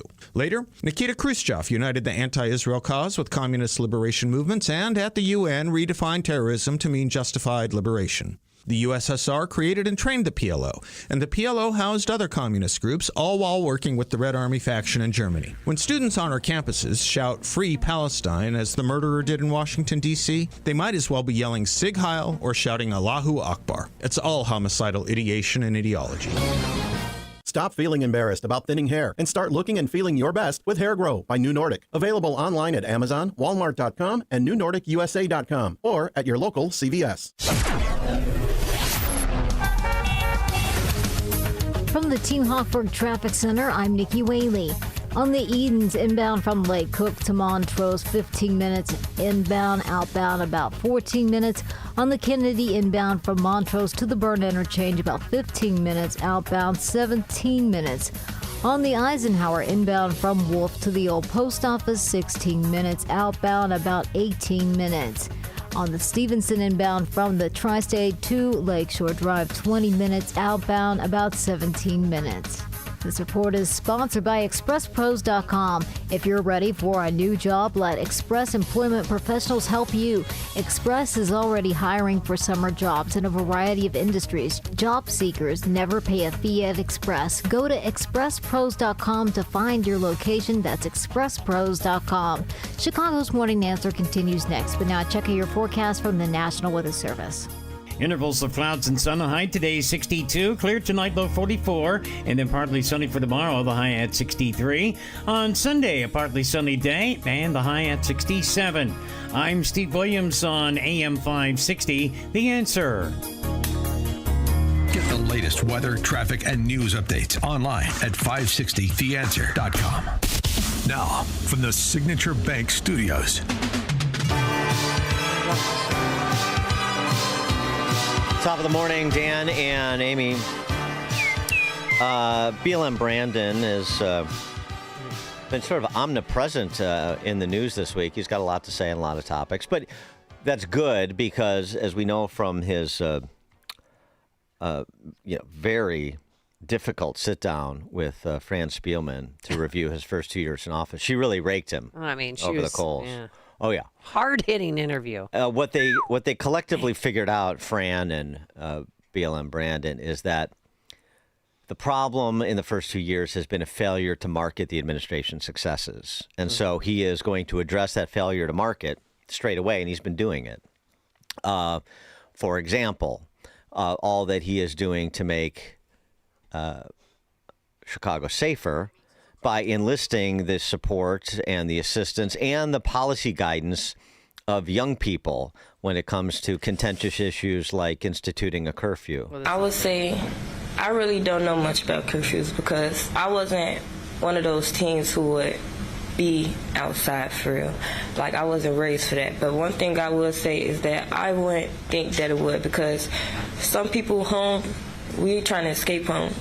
You know, teens try to escape home. So I feel like a curfew, it might belittle that, because while you trying to keep someone in the house, they could be with a safe spaces organization, with a staff, with your coworkers or something, you know? Like, I think, yeah. Yeah. Could be with the history makers. Or Do you think that and then they pass the mic to work to help another Socialism and Liberation Because the city Party council right now is member. considering a proposal that would allow police to issue curfews anytime, anywhere to help prevent teen takeovers? How I really feel about that, I just feel like if the city allow us to give kids something to do so they won't have to do teen takeovers, maybe that's the answer. Maybe we create programmers and give them jobs so we can send peacekeepers to those events to keep the violence down and stuff like that. So I just really feel like we should focus more on giving them things to do in the summertime and stuff like that to keep them busy to where they don't have to feel like they got to plan 10 takeovers to have fun. Yeah, thank you, Alderman Conway. That was Bill Conway, wasn't it? I think that was. I'm not sure, but maybe they were nervous. Peacekeeping forces. That's a good idea. Midnight basketball.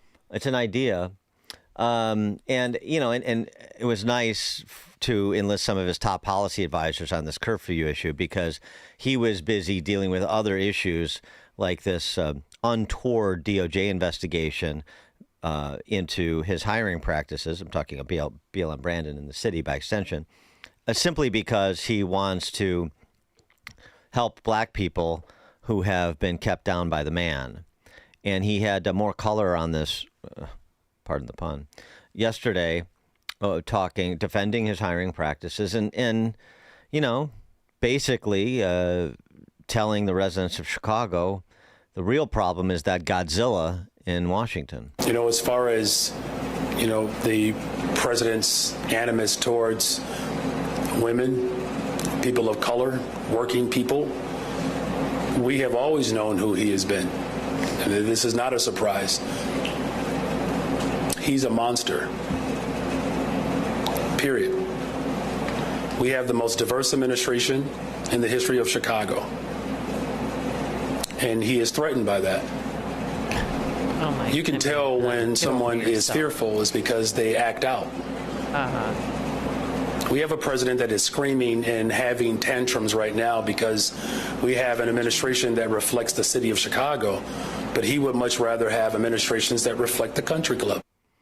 He's a monster, and kids, he's hiding under your bed.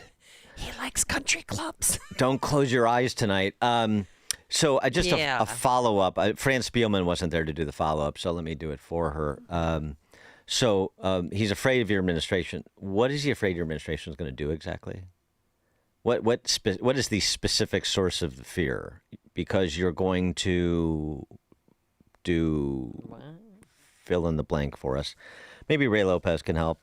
Alderman Ray Lopez is the alderman for the 15th Ward. He joins us now. Alderman Lopez, thanks for joining us. Appreciate it. Dan and Amy, happy Friday to you both. Same. And so BLM Brandon's hiring practices, any concern among the city council members about what has gone on this week, including the DOJ opening that investigation? Well, I think there's plenty of concern among city council members who are not African American because this basically validates exactly what we have been hearing both from employees who are trying to get promoted, who have worked for the city, as well as individuals who are trying to go through the system and earn gainful employment who are not African American. Oftentimes people feel that the system has been rigged against them and we haven't been able to prove it. And Brandon Johnson this week just said the quiet part out loud, that his focus is solely on uplifting one group and trying to use Donald Trump as the foil as to say that that's what people are angry about. No, they're not angry about that.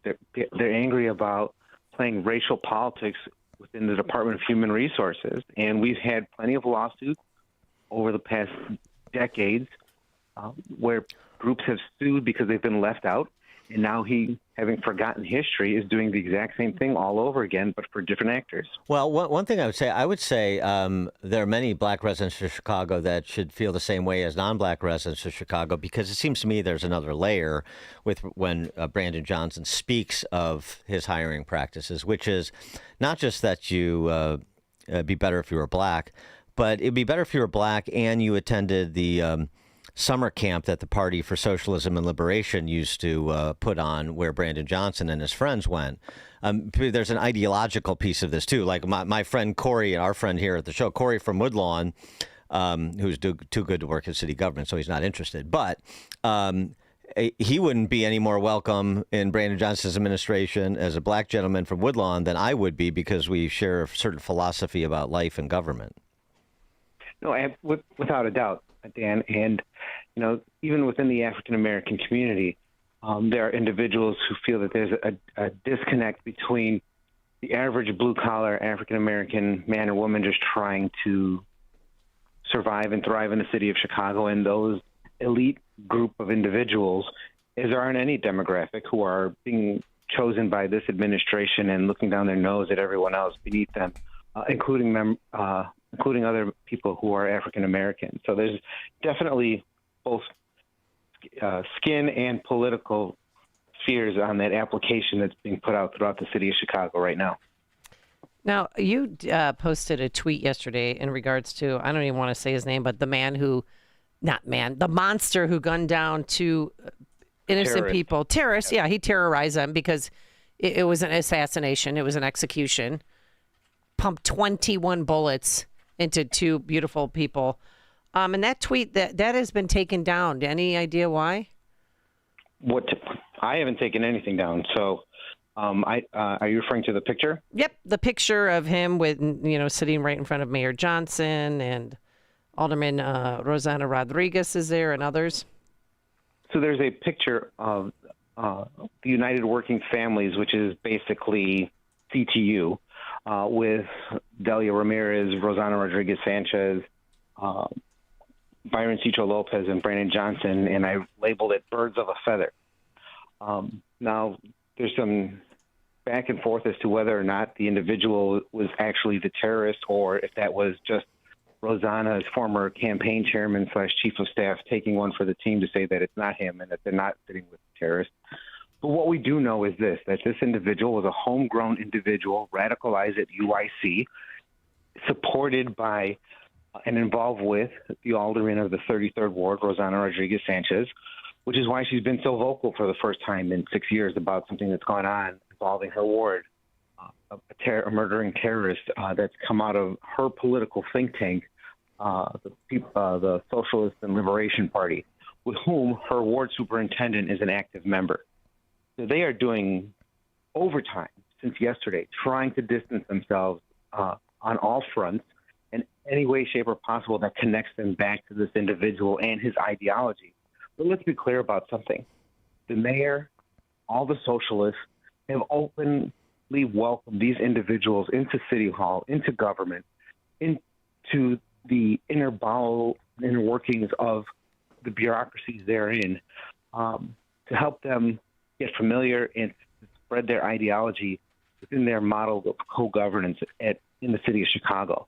They have enabled these individuals to feel welcome, so much so that when we were fighting the pro-Gaza resolution, the pro-Hamas Gaza peace resolution that they sponsored, that staff members were actually walking people like this individual, like this terrorist individual, around security through the halls of the aldermen's offices so they could see where we worked, and bringing them into the council chamber so that they could yell, scream, and holler at people like Alderman Deborah Silverstein and myself who are trying to oppose this. These are their friends. There's nothing subjective about that. These are the mayor's allies, and this is the outcome of what they are trying to do. Yeah, Carlos Ramirez Rosa, who is the newly minted Park District superintendent. Lord help us. He fancies wearing a keffiyeh around town all the time. Has he established no-go zones for Jews in the city parks yet, or is that coming? Well, so far that has not happened. Mm-hmm. But we do know that mindset is not lost on these individuals, that they fully support the encampments at the schools, the little safety zones for the pro-Hamas individuals trying to play on the sympathies of college students and helping to further indoctrinate them. We do know all of that exists. And when you have elected officials who give that a platform to reach further audiences, they are just as culpable. The amount of associative culpability that many Chicago politicians have in connection to what we've seen happen as a result of a born and raised Chicagoan in Washington, D.C., is staggering, and it's the lack of genuine response from any of them should tell all of Chicago everything that they need to know about where these people's hearts lie. Yeah, you mentioned UIC, where the man who has been charged with these two murders did his undergraduate work in anti-Semitism. UIC put a missive out saying, we recognize pain and concern, we have sympathy. At UIC, we condemn anti-Semitism, but... do they really? Yeah. Is that like really true in terms of what you would see if you meandered around the campus of UIC on any given day? Any campus, as we saw during the congressional hearings, that doesn't know the difference between free speech, hate speech, and terror has no right to put out a statement even as bland as that. And we've seen that from our elected officials, from our schools of higher learning, where they're trying to allow for this indoctrination because they think that is their new civil rights movement. And this is not a civil rights movement. This is history on the verge of repeating itself because you're allowing words to change. You're allowing tactics to evolve. And the way to spread messages has changed from flyering, student halls to now being shared on TikTok, Instagram, and Snapchat. They need to know how to say what's right and what's wrong. And that is why so oftentimes they get angry with folks like ourselves, because we have no problem calling out the difference. We can see good and bad. We know what evil looks like. And they are busy trying to put lipstick on a pig and defend this. And UIC should be ashamed of itself. There's posts of this terrorist's own professor the day October 7th happened, saying that, to her followers, that they should rise up and resist because Palestine will be free. If you have professors saying that, encouraging the protest, encouraging this mindset, God only knows how the curriculum has evolved to indoctrinate and make that message stick within these individuals. Going back to that other matter we started our discussion with, and that was Brandon Johnson pulling together top men and women to discuss the prospective curfew. What is your take on the curfew? I mean, and not just the mayor's position, but also what if it were to be imposed? I mean, we've been around this ring before. If it were to be imposed, I mean, what you really believe the material impact would be? Well, first off, I think for as much as the mayor tries to uplift black youth, to use them as pawns and be so unprepared, I would be livid if that were my child. He learned that at CTU. That's what they do. Second, when he says he's not racist and he's reflective of the community, of the city, I didn't see one Latino, Asian, or white kid up there with him talking about what to do as a teen in the city of Chicago, because I think if they could all learn together, that would help them. But I think the overall answer to that question is we have tools in our toolbox. The problem is, while this may help in specific situations throughout the city of Chicago, which I actually prefer, you deal with situations at the district level in a way that doesn't harm the rest of the city and hold all youth responsible and accountable for what a small group is doing. The question really becomes, are you going to allow the police to do their job? And that's what this always comes back to. Mm-hmm. Are you going to allow the police to arrest individuals or to ticket the parents who are oblivious or unconcerned about what their kids are doing? And we know under this administration what that answer is going to be. We could have the best tools possible, and he's not going to use them. Just think back to gunshot detection technology. We just had a shooting not too far in the 8th District. 200 rounds were found on the streets of the city of Chicago at the location where the shooting happened. 200 spent bullet casings. No one's ever going to know about it because ShotSpotter wasn't able to record it. That's the kind of city that the mayor wants, where you pretend that everything's okay simply because we don't know, and we've disabled everything that can keep track of how bad things are really going. The arrest of two Venezuelan individuals in this country illegally for the mass shooting at Gage Park earlier this year. One picked up in Schaumburg, the other in North Carolina. The posture of the city council, the mayor's office, where the budgeting is for spend on people in this country illegally who are choosing Chicago to reside because of its sanctuary designation, or Illinois because of its sanctuary designation. But since you're Chicago, let's talk specifically about Chicago. You know, where exactly is that in what the city is doing, given the budget crunch, on the specific spend related to people here illegally in this country illegally in Chicago? Has it changed at all? Well, you know, the funny thing is I kind of smirked when you said they choose Chicago, because that used to be our tourist tagline, if you remember. Yeah. Oh, that's right. Yeah, it still is. Choose Chicago. Yeah, just a different group. It still is, but for different reasons. Yeah, right. But when you talk about the migrant asylum seekers specifically, those 59,000 people who were sent here, yes, by Southern governors, but also by the Biden-Harris administration as well, and other Democratic governors too. We spent the last time we officially said that we were spending money on them, it was over $600 million was budgeted for them, I believe, in fiscal year 2024.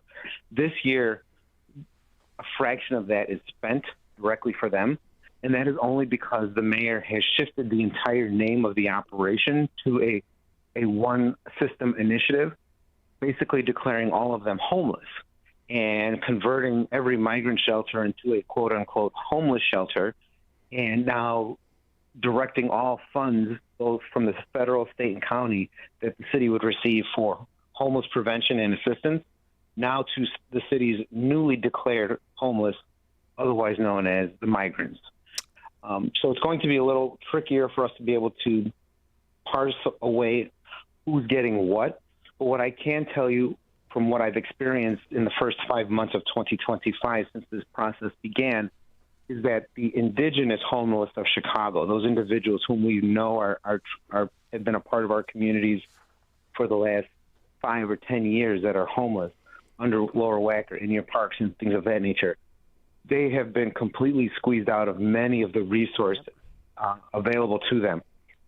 For example, in the 12th ward across from the back of the yards high school college prep, there was a homeless encampment for 6 months that we could not get resources or help to because, as the Department of Family and Support Services told me, everything else has been redirected towards helping those migrants who are now considered homeless.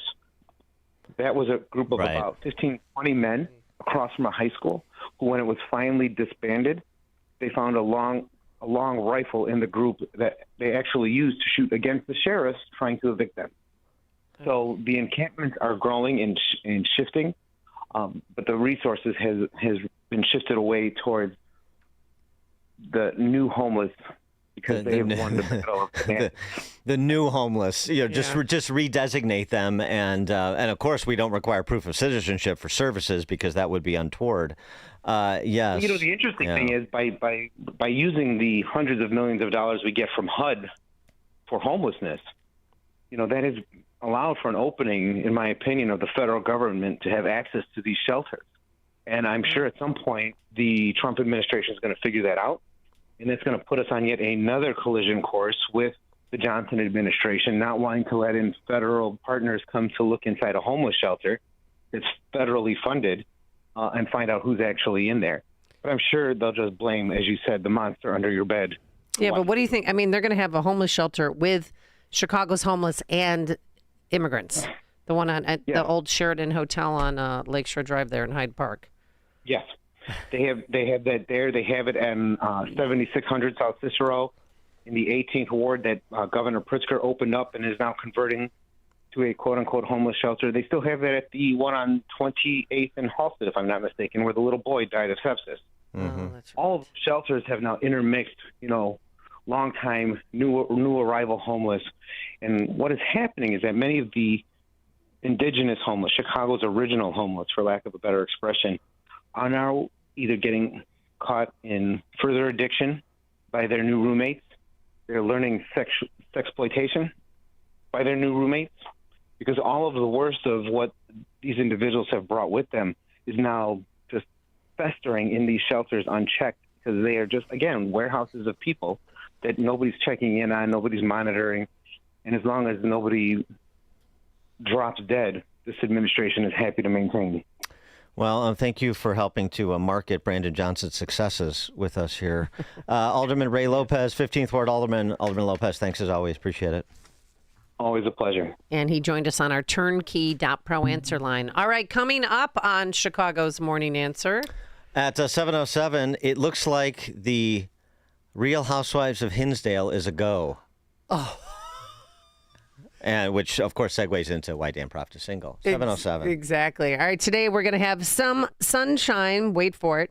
A high in the upper 50s. And then this weekend, sunshine and clouds, highs in the lower 60s. It is now 7 a.m. WIND Chicago. A vigil in Washington. I'm Dave Anthony, Fox News, where a makeshift memorial grows for Sarah Milgram and Yaron Lashinsky, the couple who worked at the Israeli embassy, shot dead Wednesday night. She got this dream job at the Israeli embassy, working in the civil society department, really trying to build a better world with love. National Council of Jewish Women CEO Sheila Katz. The accused gunman who chanted Free Palestine when arrested is charged with murder. More charges could be coming. We're going to continue to investigate this as a hate crime and a crime of terrorism. Acting U.S. Attorney Jeanine Pirro. A crackdown on Harvard University intensifies. The Trump administration is blocking Harvard now from enrolling international students. Homeland Security Secretary Kristi Noem tells Fox. They have promoted and allowed violent activity on campus. They have allowed anti-Semitism, participation with CCP and Chinese infiltration. Harvard calls the new order unlawful after suing the administration to lift an earlier block on federal grants to the university. Exactly 1 week after a jailbreak in Louisiana. 5 dangerous fugitives remain on the run. Fox's Nate Foy in New Orleans also reports a 4th person's been arrested. Connie Whedon, she's accused of contacting fugitive Jermaine Donald, who's accused of murder, before and after the escape. Authorities say that she also sent him cash on a phone app. She's now the 3rd woman arrested after the escape. A source tells Fox the other 2 are girlfriends of 2 of the fugitives. A jail worker is also charged with helping the 10 inmates break out last week. 5 have been captured. President Trump's busy posting on Truth Social this morning, first announcing a new prisoner swap between Russia and Ukraine as he pushes for a ceasefire to stop their war, and then came tariff threats. The president wrote he recommends a 50% tariff on European Union imports starting June 1st, which sent stock market futures tumbling. And then the president also took aim at Apple, writing he expects iPhones sold in the U.S. to be manufactured here, and if not, Apple must pay a tariff of at least 25%. America's listening to Fox News. Good morning. It's 48 degrees in Chicago in the AM 560 The Answer newsroom. I'm Nikki Whaley. Chicago leaders are confident about their safety plan heading into Memorial Day weekend. Mayor Johnson says his administration's safety strategy is already working, noting that violent crime is down 21%. Homicides are down 21%. Shooting incidents are down 36%. Robberies are down 36%. And we are on track to reach our goal of being under 500 homicides this year. The mayor and police superintendent Larry Snelling both stressed it will take a collaborative effort with community leaders to continue to improve public safety. Memorial Day weekend marks the unofficial start of summer in Chicago and has been associated with an increase in shootings and violence.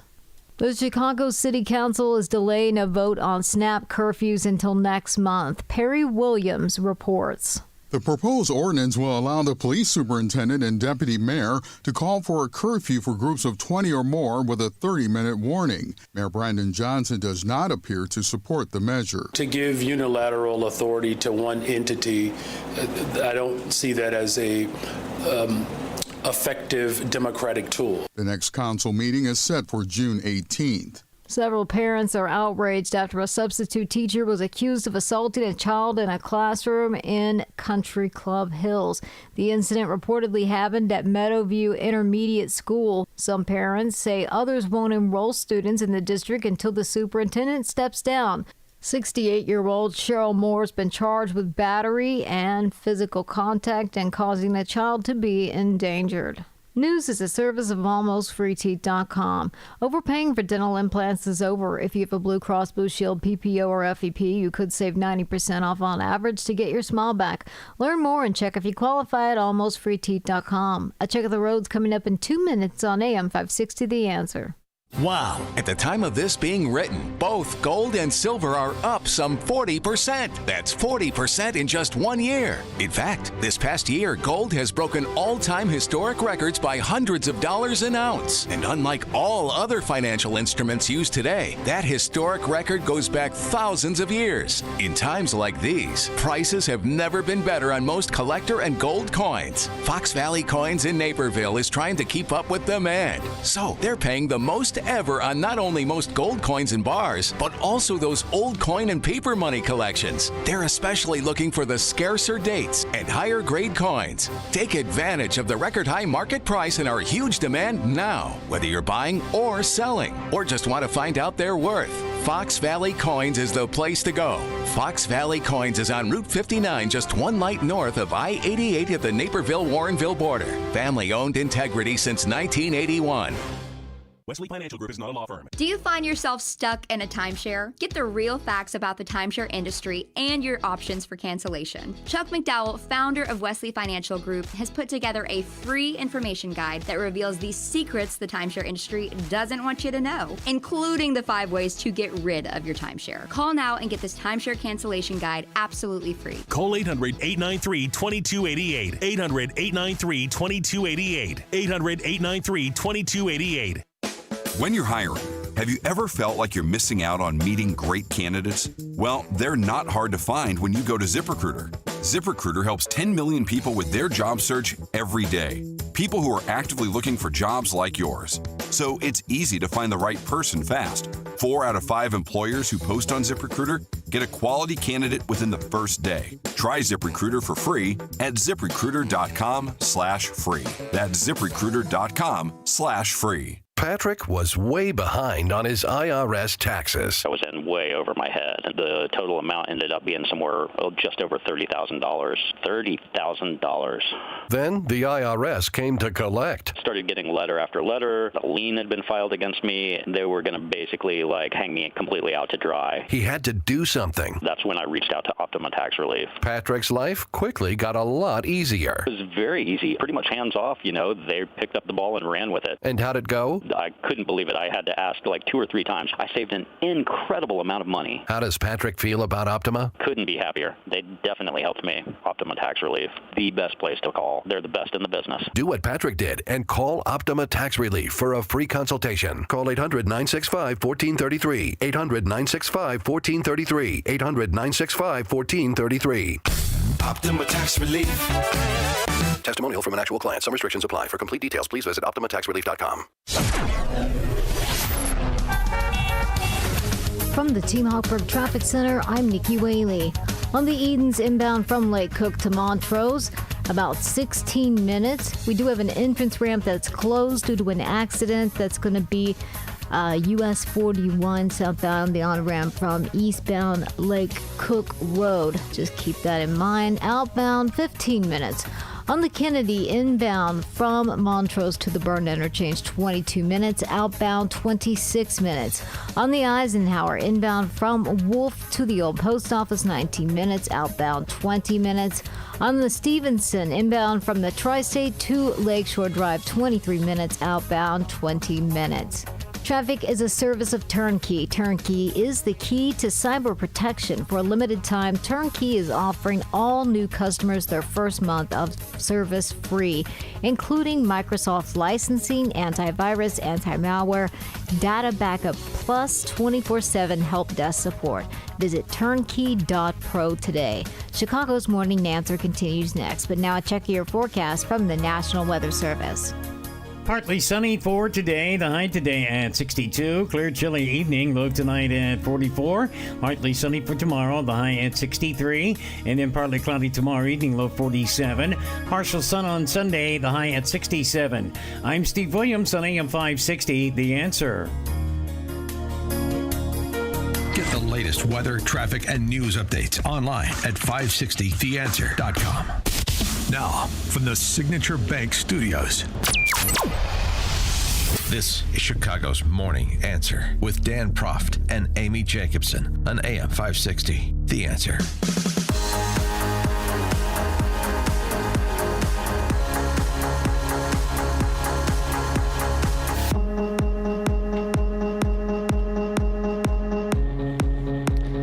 Top of the morning, Dan and Amy. Do you watch any of the Real Housewives of fill-in-the-blank shows? Like Real Housewives of Atlanta, Real Housewives of Orange County. Yes, those would be two examples. I know, those would be two examples.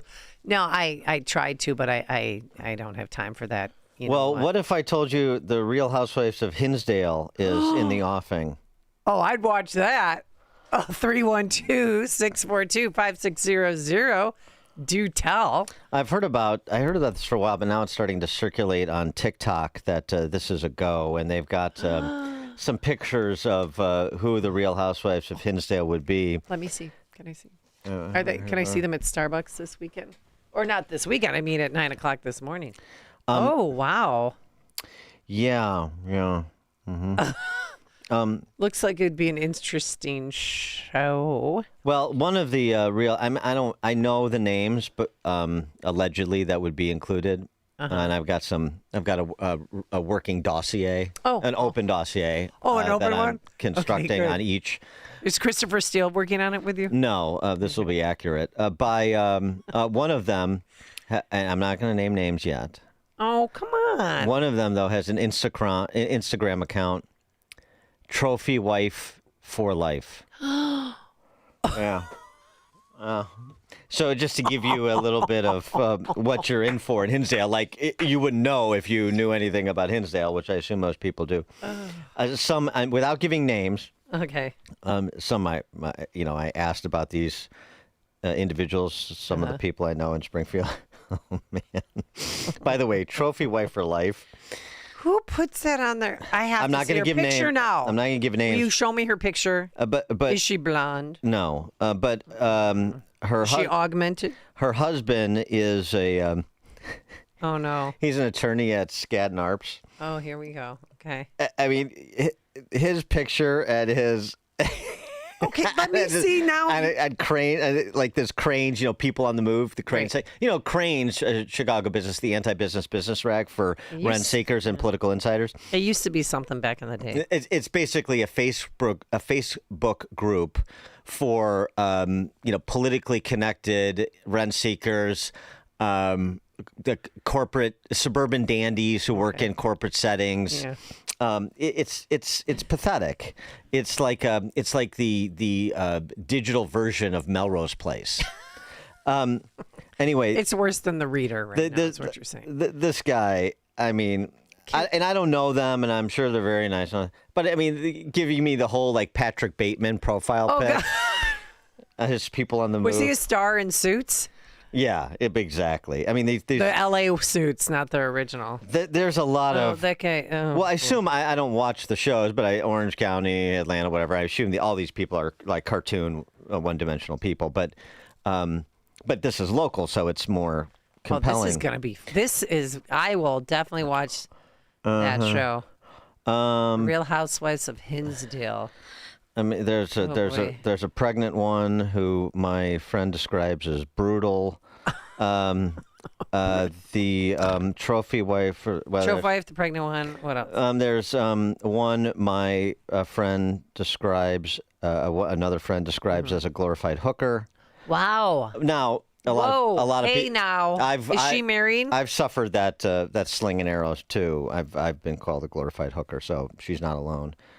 Yeah, these are the housewives of Hinsdale. Okay. They're married. There's another one who's a former bottle service girl who made it big, through marriage. Was there a golf cart girl? There's a girl who is. I'm not knocking golf cart girls. There's a girl who is married to a notable name in the car business in Chicagoland. Oh, is it? I'm not saying. No. So don't start guessing. Wait, can you? No. Oh. No. Bob Rohrman. By the way, it's not good radio. Like you're mouthing things to me that people can't hear, and I just say no. Pookie? What? Boogie. What? No. I don't know what that. What are you talking about? I don't know what you're talking. I honestly don't know what you're talking about. Not it's that's a car unusual. Dealership. No, hey, easy. Be nice. Car dealership. Yeah. Oh, no. Okay. No, it's not that. Mm-mm. All right. The a notable suburban car dealership. Yes. Real Housewives of Hinsdale. Oh my gosh, with that would be, that's going to be so much fun. Do you think they're going to have a setting in the Starbucks in downtown Hinsdale? Yeah, I mean, they have to frequent that, and then they have to go to yoga, get their hair done. They'll have to go to the beauty shops. I can't wait. The behind the scenes of what it's like to be a Real Housewife of Hinsdale, the trials and tribulations, the peaks and valleys. The snowstorms, the sunny days. The hardships, yeah, right. All the things that these ladies do. And, I mean, it'd be great insight to your betters. I hope there's like at least for one episode, there's some sort of political roundtable where they tackle the big local and state issues of They can talk about the trans issue. Yeah. Yeah. Because I'm sure they're plugging for boys and girls sports, yes. Well, I mean... that assumption on my part. And the male impersonators they married. Oh boy, they're married to, and I don't care how much money they make. There's a lot of rich male impersonators in Hinsdale. I just can't wait to see that. I don't know. I mean, here's how you know you're married to a male impersonator. How do you know? He essentially green lights you doing a show like this, and these people have families and kids. To put do that to your child, to put yourself on display in the most sort of unseemly way, which is de rigueur for these shows, without a concern to your sort of. Well, your brand. Every family has a brand, I think, and you got to protect the brand. That's even. That is like so. Cringe. We have a brand. Protect the shield. How about family shield?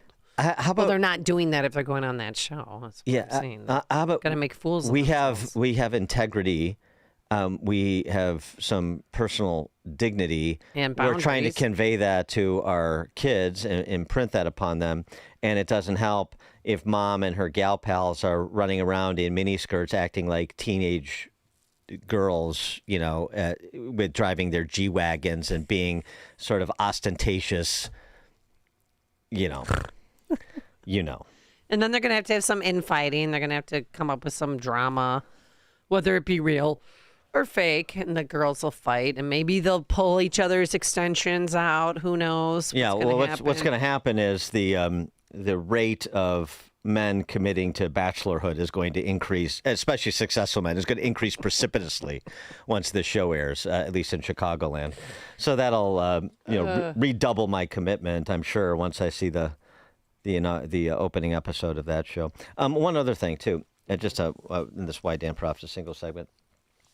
There's this woman did the kind of how you separate yourself from the pack when it comes to the dating apps, because this is where everybody meets these days. Oh, yeah. So I'm told. And so listen to this in its entirety. The rings, the hoops that she made men jump through, and then how it actually ended for her. One of my most unhinged hinge moments of 2023 was this prompt. This is a PSA to all of my single girlies on the dating apps. Use this prompt, and I promise the quality of men is going to go way up. You're going to want to use the prompt that says the best way to ask me out is by sending me a date proposal to my dating email, bonus for creativity, and you must attach a photo. Best, Nat.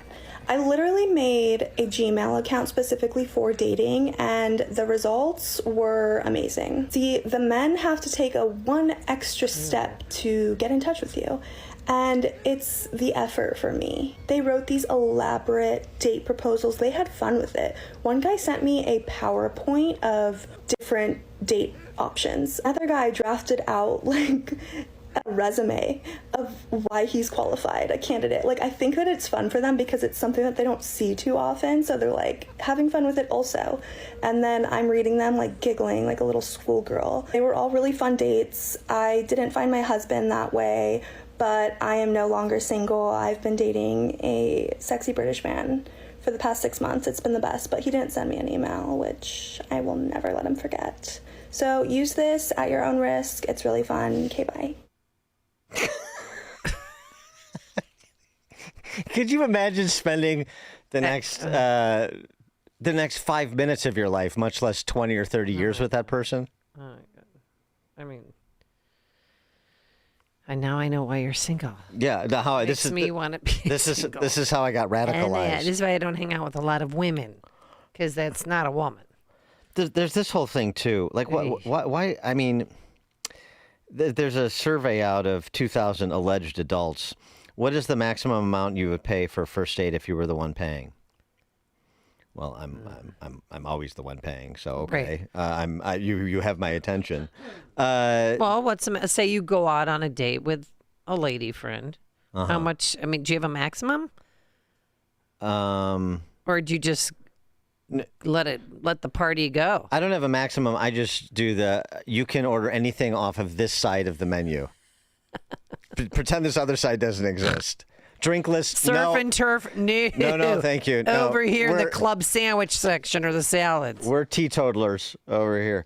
Well, when you got your hole-in-one, how much money did you have to spend on the drinks afterwards?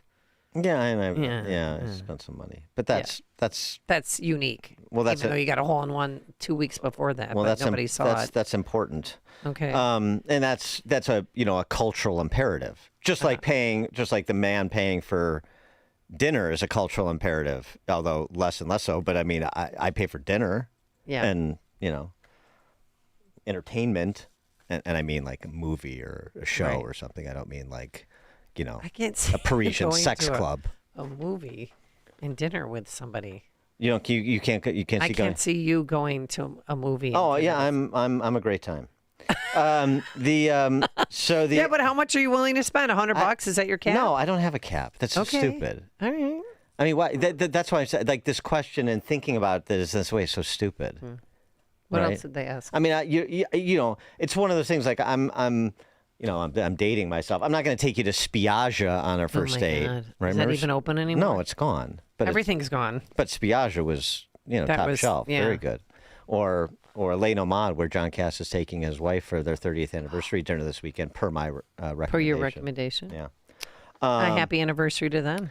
30 years. Wow. So is he? But I mean, why do you have to do a cap? I mean, you just do like this is like a casual thing. We're gonna have you get coffee or drinks, or you do or whatever. But I mean, it's this. But anyway, this is how people think, and I understand you're on a budget and so on and so forth. But I mean,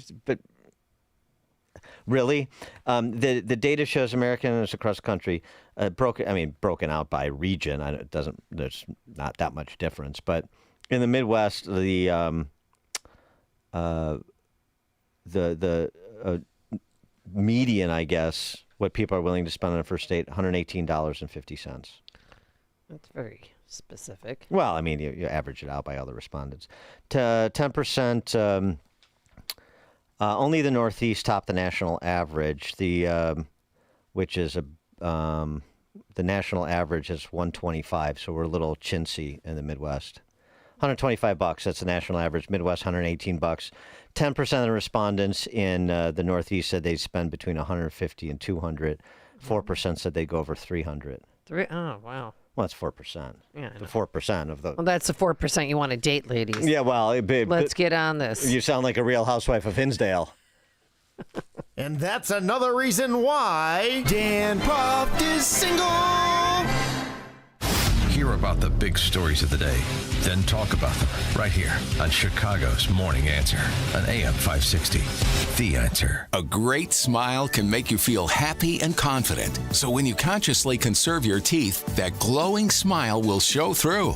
At Best Dental Group, doctors Economos, Gave Alice, and their staff are ready to help you create that perfect look or maintain the one you have now. Along with general dentistry, Best Dental Group is a multidisciplined practice with an orthodontist, dentist, periodontist, and prosthetic specialists on site. They use the newest breakthroughs in dental technology such as titanium implants, Invisalign clear braces, and laser treatments. Don't let fear get in the way. They can recommend sedation to make your experience as comfortable as possible. Best Dental Group is located in historic downtown Bartlett and is a multilingual office. Call 630-830-4930, 630-830-4930, or visit bestdental.org. Best Dental Group, sharing your conservative values and helping you to conserve your teeth. Listen every Sunday morning at 6 for Wyatt Matters. Wyatt Matters takes a lighthearted approach to things that deeply matter by utilizing a casual, interactive talk show format. Sharing some wisdom and creating some laughter. To this end, to get people thinking about what matters. And why it matters. Sunday morning at 6 on AM 560. The Answer.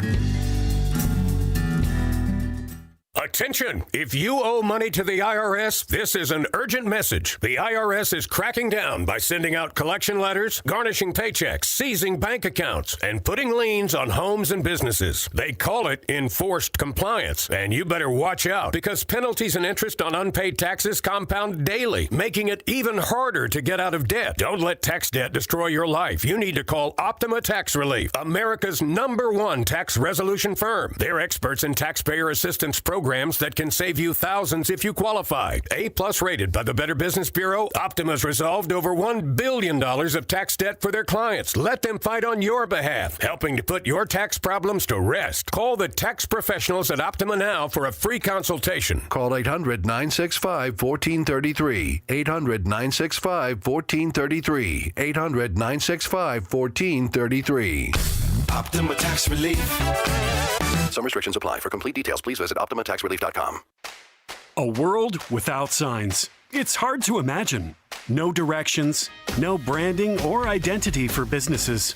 But over 70 years ago, Rhoda was built and has been helping Chicagoland businesses get noticed on the street, on the job site, and on the move. Family owned and fiercely focused on quality, Rhoda delivers custom signs, vehicle wraps, wall graphics, and more with fast lead times and real service. From design to print and fabrication to installation, we handle every step so you don't have to. Whether you need a logo on your building, a message on your fleet, or a bold presence at your next event, Rhoda makes it happen. Check out the possibilities at Rhoda.com. That's ROEDA.com to schedule your consult today. Rhoda.com. Rhoda. Signs, print, service. We don't just make signs. We get you recognized.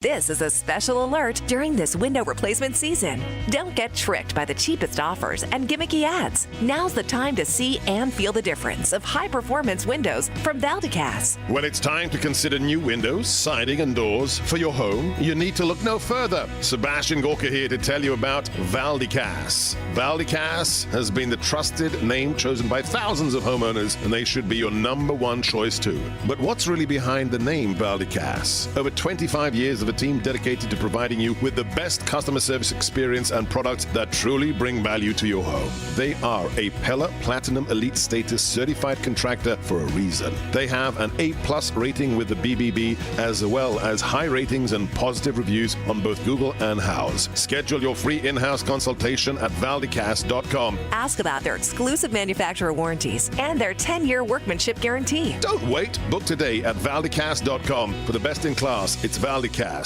Be prepared for tax changes in 2025. Without a solid strategy, you could risk losing more of your hard-earned savings than necessary. VestGen Wealth Partners can help develop proactive tax plans designed to help keep more money in your pockets. Visit GetRetiredStayRetired.com for a free review. Advisory services offered through VestGen Advisors, LLC, an SEC registered investment advisor. Securities offered through Private Client Services, LLC, member FINRA and SIPC. Private Client Services and VestGen Advisors, LLC are unaffiliated entities. Any information discussed does not constitute investment advice. VestGen Advisors and Private Client Services do not offer tax legal advice. Sign up for the AM 560 Answer Advantage to get early alerts on event ticket sales, special discounts, and contest opportunities. Sign up today at 560theanswer.com/advantage.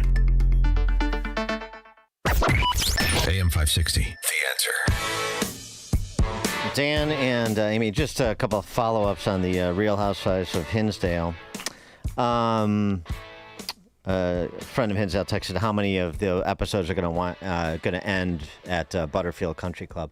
Yeah, you know that's. I don't think so. I don't think we're talking Butterfield Country Club as much here. I think you're talking. What? If we want to get into the golf club, country club scene, with this crew, you're talking Highlands. Oh. That's for the Nouveau Riche. Oh. Yeah, as I understand it, I have not played there, but that's what I understand. Anyway, also to Trophy Wife for Life. Now, Trophy Wife for Life, the Instagram account of one of these people, is posting about this, so she obviously wants attention drawn to it. Yeah. So it's private. TrophyWife.4life if you want to try to follow her so you can stay abreast of what's happening with the Real Housewives. Do you have an of Hinsdale. Instagram account? Yeah. Or you do just to see Trophy Wife? I like to stay for abreast life. Yes. of what's going on in Hinsdale. Okay. All right, coming up on Chicago's Morning Answer. 7:37, we'll talk to former journo and PR flack Drew Holden about the Jake Tapper, Alex Thompson damage control operation this week, including something we discussed a little bit at the beginning of the show, but we want to revisit their sit-down with Wolf Blitzer and what it indicates about the approach that the D.C. Press Corps and the party for which they work is going to play this going forward. That's 7:37. But now into the newsroom we go. Here are the headlines. Good morning. It's 48 degrees in Chicago in the AM 560 The Answer newsroom. I'm Nikki Whaley. First-time unemployment claims are down according to the Labor Department numbers out yesterday. Initial claims for unemployment benefits fell by 2,000 in the week ending May 17 to 227,000. A figure Bloomberg reports was roughly in line with the expectations. Jobless claims are considered an early indicator of the health of the U.S. economy, though they are just one of many measures used to assess it. Despite the encouraging numbers, several major companies have announced plans to lay off staff, including Nike, which is cutting jobs in its technology division, and Amazon, which says it will also lay off a small number of employees. Mitch McCann, New York. A Denver-based airline is again leading all U.S. carriers when it comes to consumer complaints. A report from the Colorado Public Interest Research Group says Frontier Airlines had just over 23 complaints for every 100,000 passengers it served last year. Spirit Airlines finished second in complaints with around 13 per 100,000 passengers.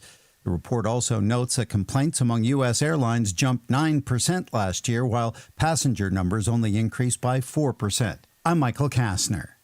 News is a service of Quick Delivery Service. Make Quick Delivery Service your personal ground crew. Anytime, anywhere, any place. When you need to move your shipment or freight, Quick Delivery will get it there. Get a quote in advance and eliminate any surprises at quickdelivery.com. A check of the roads coming up in 2 minutes on AM 560 The Answer. Mike Gallagher here. Don't risk losing the trusted news, traffic, sports, and weather you get from AM radio stations. It's time to make your voice heard. We need Congress to pass the AM Radio for Every Vehicle Act to keep AM radio in cars. When internet and cell service is out, AM could be your only lifeline. Text AM to 39179 and tell Congress to pass this critical legislation now. Text AM to 39179. Message and data rates may apply. You may receive up to 4 messages a month, and you may text STOP to stop. It's almost time once again for the annual AM 560 golf outing presented by Signature Bank. And this year, AM 560 is proud to partner with the Tunnel to Towers Foundation to help them support America's first responder and military heroes, including homeless veterans, and to help America never forget 9/11. This year, our golf outing is happening on Wednesday, June 18th at McRae Memorial Golf Club in Barrington. When you purchase a foursome to join us, you'll enjoy a full day of golf, meals, an awards reception, and a silent auction. And if you're a business owner, when you purchase a foursome, you'll also receive an AM 560 marketing campaign, which includes 25 one-minute commercials to air on AM 560 Monday through Friday between 5 a.m. and 8 p.m., and a free digital marketing analysis. Reserve your foursome today at 560theanswer.com/golf.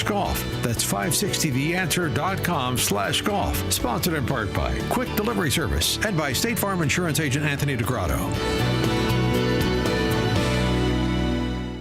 Signature Bank is Chicago's fastest growing independently owned business bank, a bank where relationships still matter. I'm Dan Proft, and I know this because Signature Bank is my business bank. Hey all, Jim Carr here. I am the owner of Car Machine and Tool in Elk Grove Village and loyal customer of Signature Bank. As a second generation owner, I knew I had to shift from operating as an old school machine shop to what I can proudly say is now one of the fastest growing aerospace manufacturing facilities in the region. Signature Bank was there every step of the way through our expansion efforts, including financing our new state-of-the-art facility. Their valuable industry expertise and constant communication throughout the construction process made our vision possible. Many thanks to Signature Bank for supporting Car Machine and Tool. You set the bar high for other banks. Signature Bank helps local businesses succeed. Want to learn how Signature Bank can help turn your business vision into reality? Visit signaturebank.bank. Member FDIC, Equal Housing Lender. Stop feeling embarrassed about thinning hair and start looking and feeling your best with Hair Grow by New Nordic. Available online at Amazon, Walmart.com, and NewNordicUSA.com, or at your local CVS.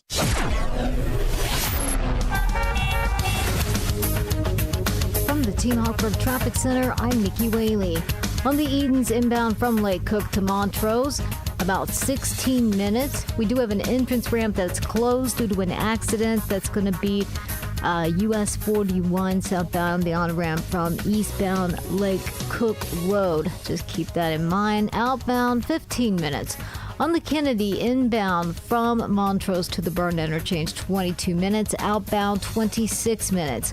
On the Eisenhower, inbound from Wolf to the Old Post Office, 19 minutes. Outbound, 20 minutes.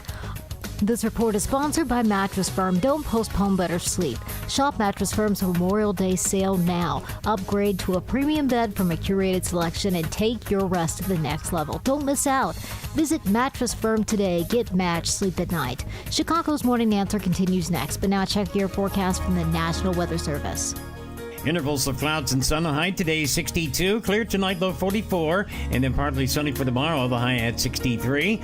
On Sunday, a partly sunny day and the high at 67. I'm Steve Williams on AM 560. The Answer. Get the latest weather, traffic, and news updates online at 560theanswer.com. Now, from the Signature Bank Studios.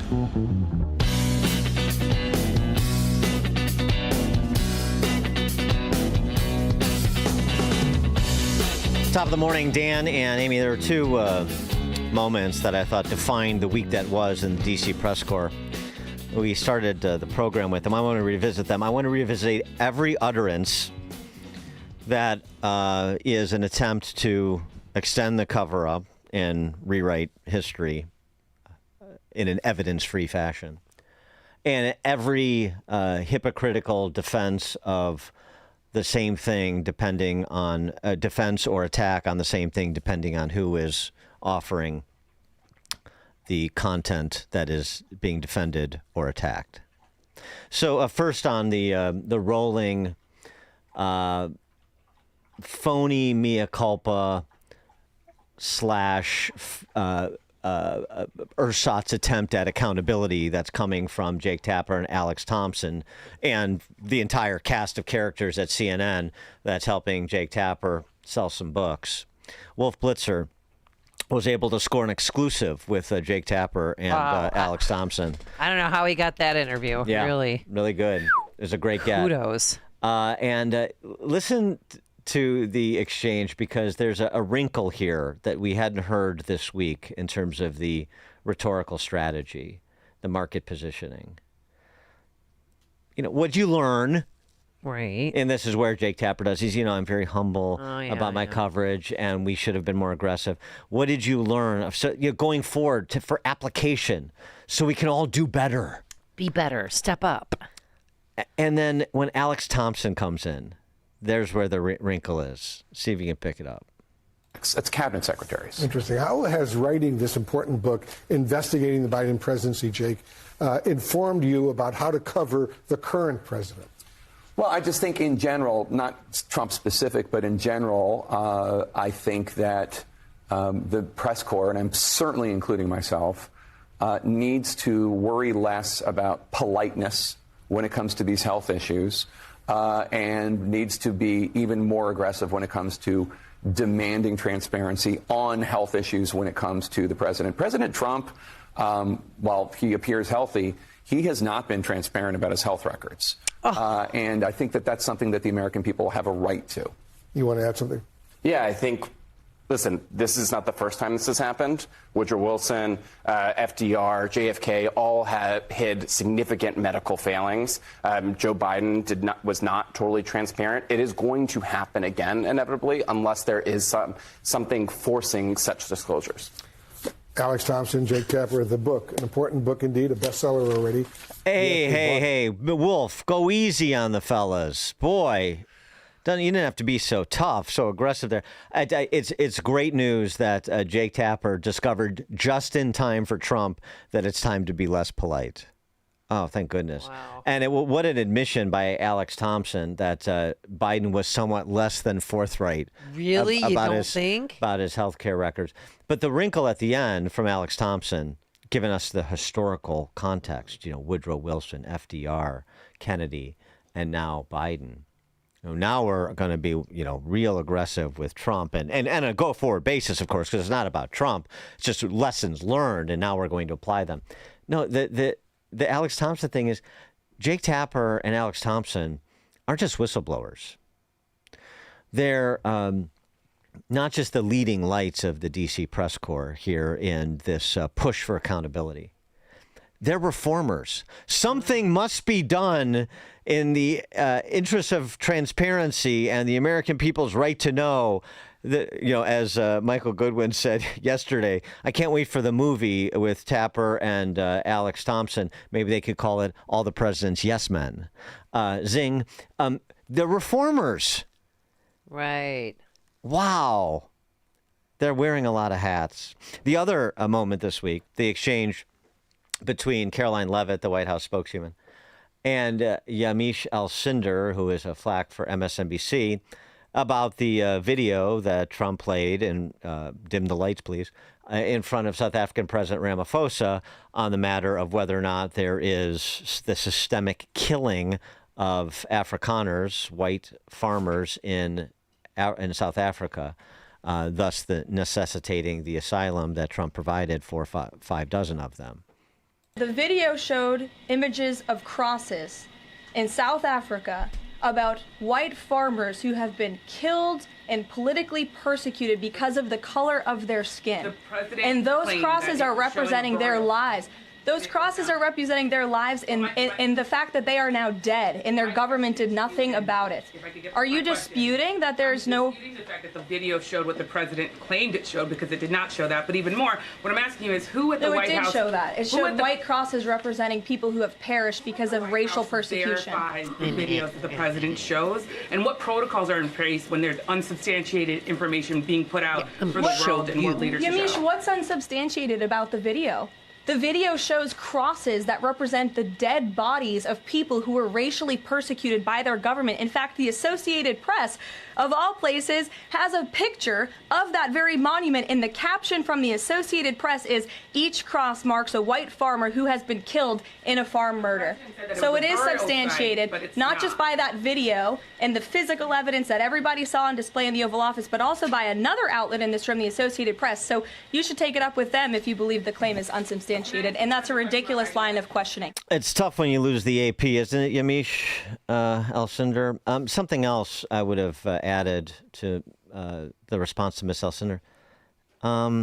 You want to know about substantiations and citations and protocols for ascertaining the veracity of a particular video or report. Do you do any legwork? Do you do any research? Do you try to attempt to gain any understanding of what's happening in this world before you come here and just sort of throw out questions that Mika told you to ask? Because, and I say that to this end, Ms. Alcindor. So there's a State Department report when Biden was president that in 2021 and 22 there were 748 total farm attacks and more than 100 killings targeting white South Africans. Genocide Watch specifically cites a failure to prosecute murderers who targeted white farmers, which it says contributes to a culture of impunity as the general murder rate remains high. Of course, South Africa is the most violent country on the continent. So, there's some unpacking to do, but it makes it a lot easier to unpack when you have paramilitary arms of the ruling party leading chants of kill the Boer and kill the farmer, and Julius Malema, the warlord in charge of that paramilitary group, apparently talking about the killing being an indispensable tool of the revolution.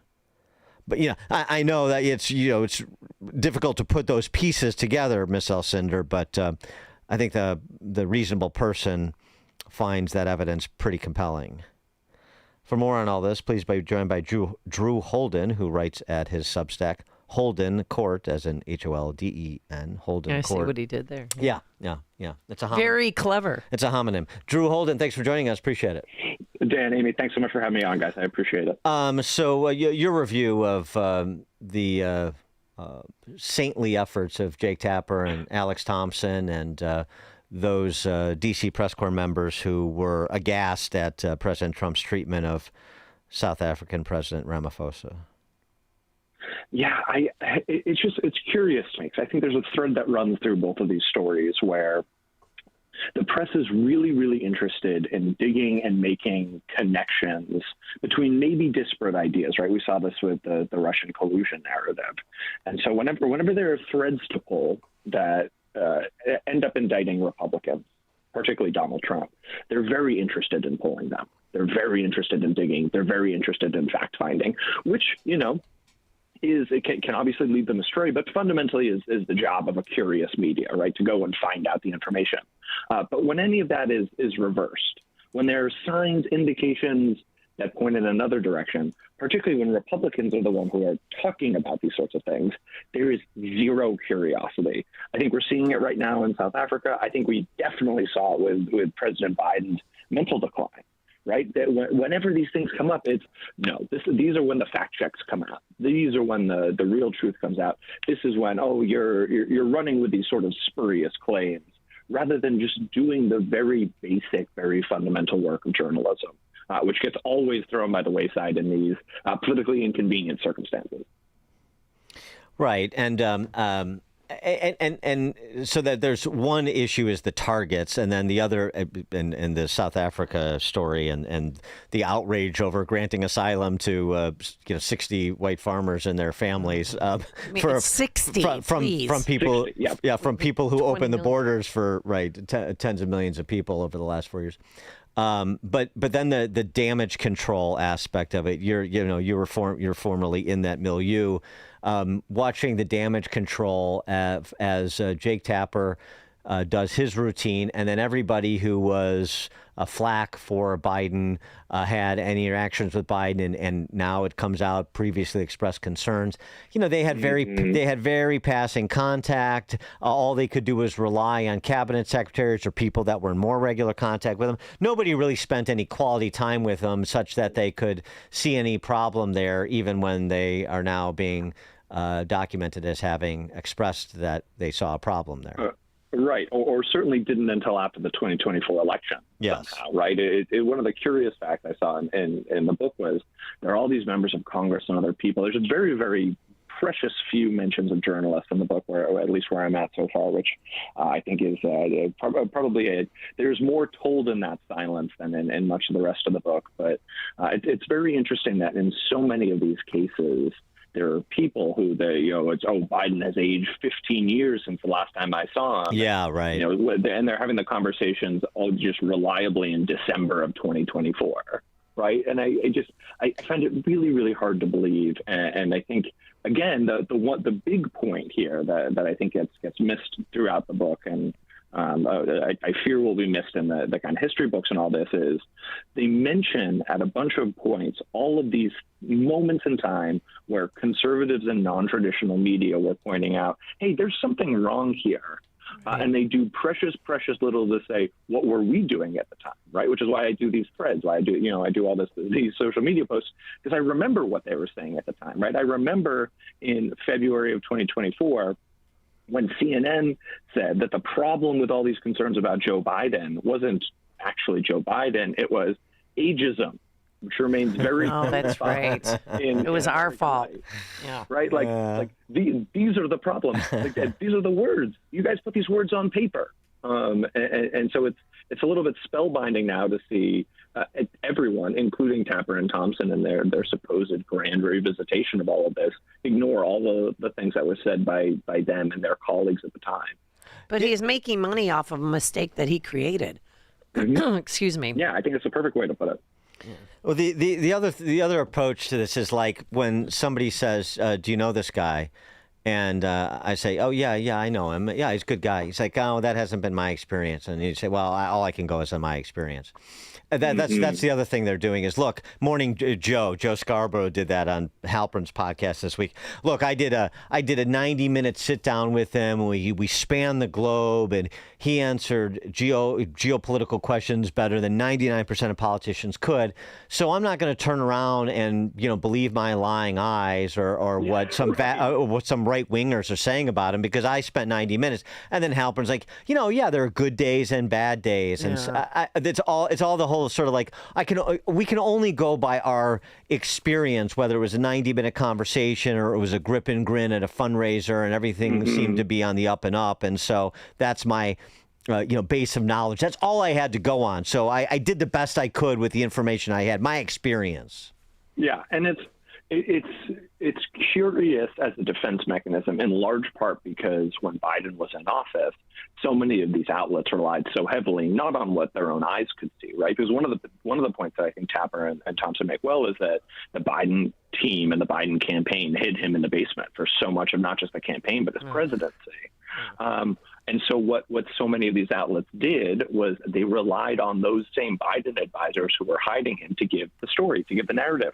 The most I think the most vivid example of this was a June 2023 piece from the New York Times, "Inside the Complicated Reality of Being America's Oldest President" was the title of it.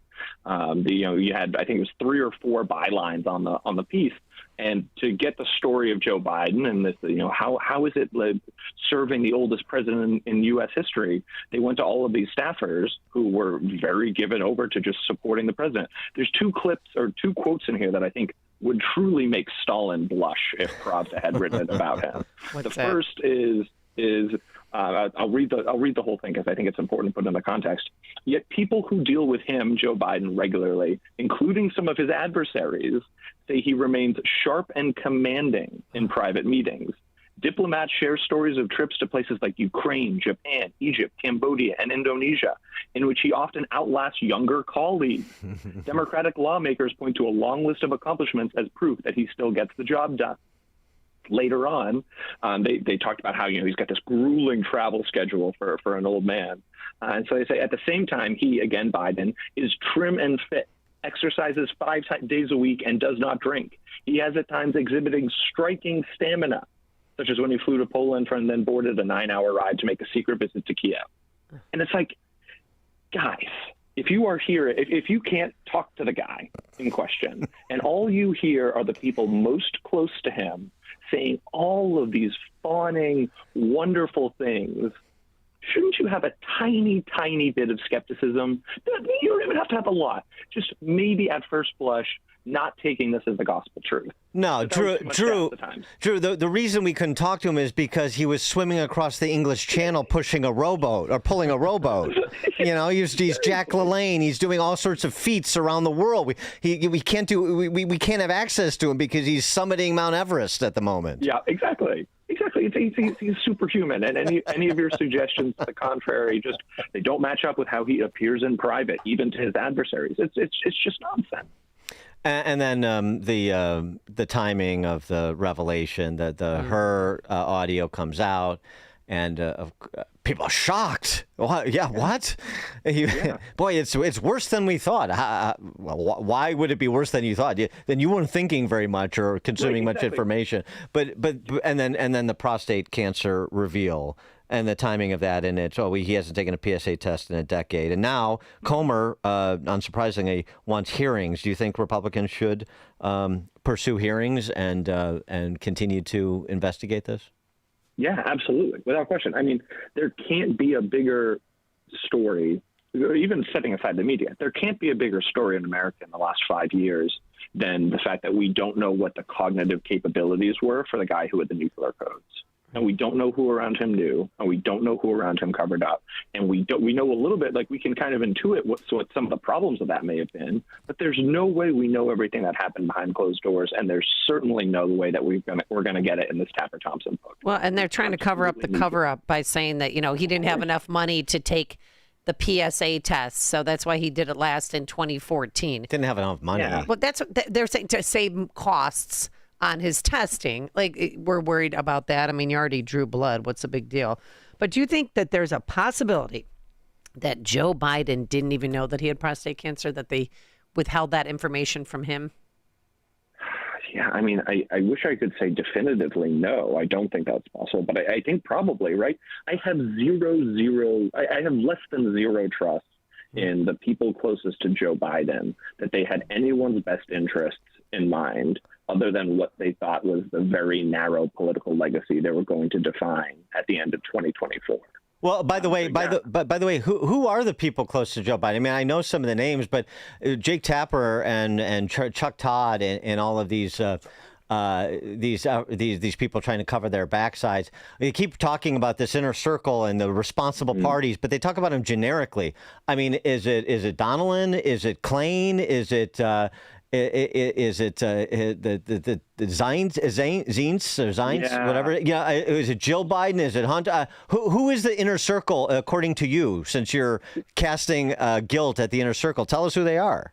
Yeah, so it's Tapper and Thompson actually do in the book. They name them. So it's Donnellan, it's Ricchetti, and Jill Biden. I mean, Jill Biden's influence, I think, it really can't be overstated. I think you can see that a little from a distance, right? When you particularly when he gives interviews now, when she's sitting right beside him finishing his sentences.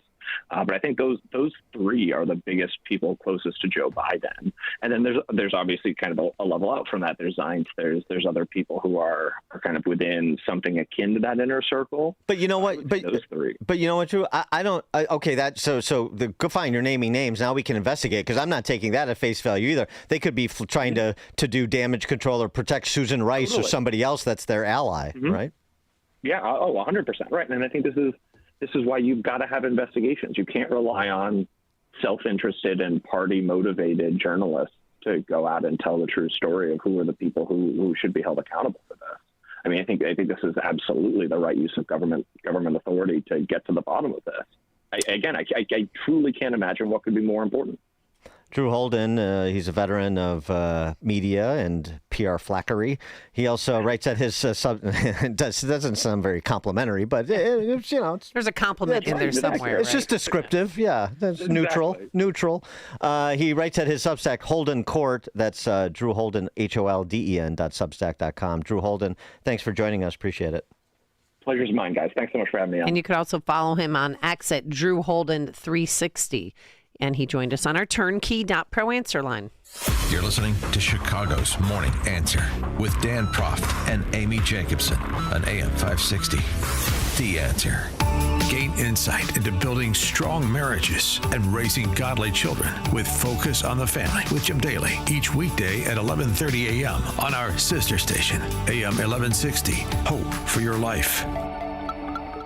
Hey, Carl Jackson here for Dennis Prager. While Dennis Prager is recuperating, we know you miss your daily dose of Dennis. That's why Pragertopia is giving you a special gift. Right now, Pragertopia members can hear the best 2 hours of Dennis's favorite segments from as far back as 2010. On Monday, you can hear the Happiness Hour. Life, liberty, and the pursuit of happiness. That's what I'm about. Tuesday is Celebrity Guest Day. Donald Trump Jr. is in studio with me. On Wednesday, it's the Male-Female Hour. I really do wish there were a way to ascertain the number of marriages that this hour has helped. Thursday, the Ultimate Issues Hour. Not having ultimate issues clarity is like having a map, but you don't know where you're going. And Friday is Open Lines. Feel free to ask me anything about me, about you, about life. So if you're missing your daily dose of Dennis, go to Pragertopia.com and hear all your favorite segments along with lectures, celebrity interviews, and his famous Torah teachings and more. Get your daily dose of Dennis at Pragertopia.com, Pragertopia.com.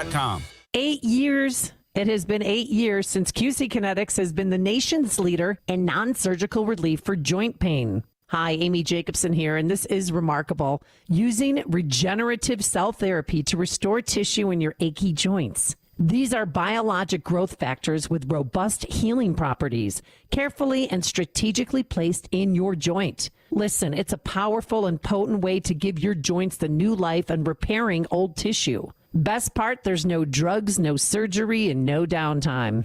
This is an all-natural option with lasting relief. Imagine doing all the things you enjoyed this summer without joint pain. Here's what I want you to do. Contact my good friends at QC Kinetics and ask for your free consultation. You have nothing to lose. Saturday appointments available. The number to call is 312-809-5955. That's 312-809-5955. 312-809-5955.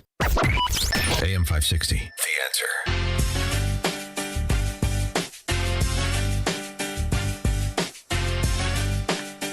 At the top of the 8 o'clock hour, 8:08, we'll be joined by Yanam Cohen, who is the Consul General of Israel to the Midwest. We'll talk about the murder of those 2 Israeli embassy employees at the hands of a Chicago socialist, allegedly. It is now 8 o'clock, AM 560 WIND.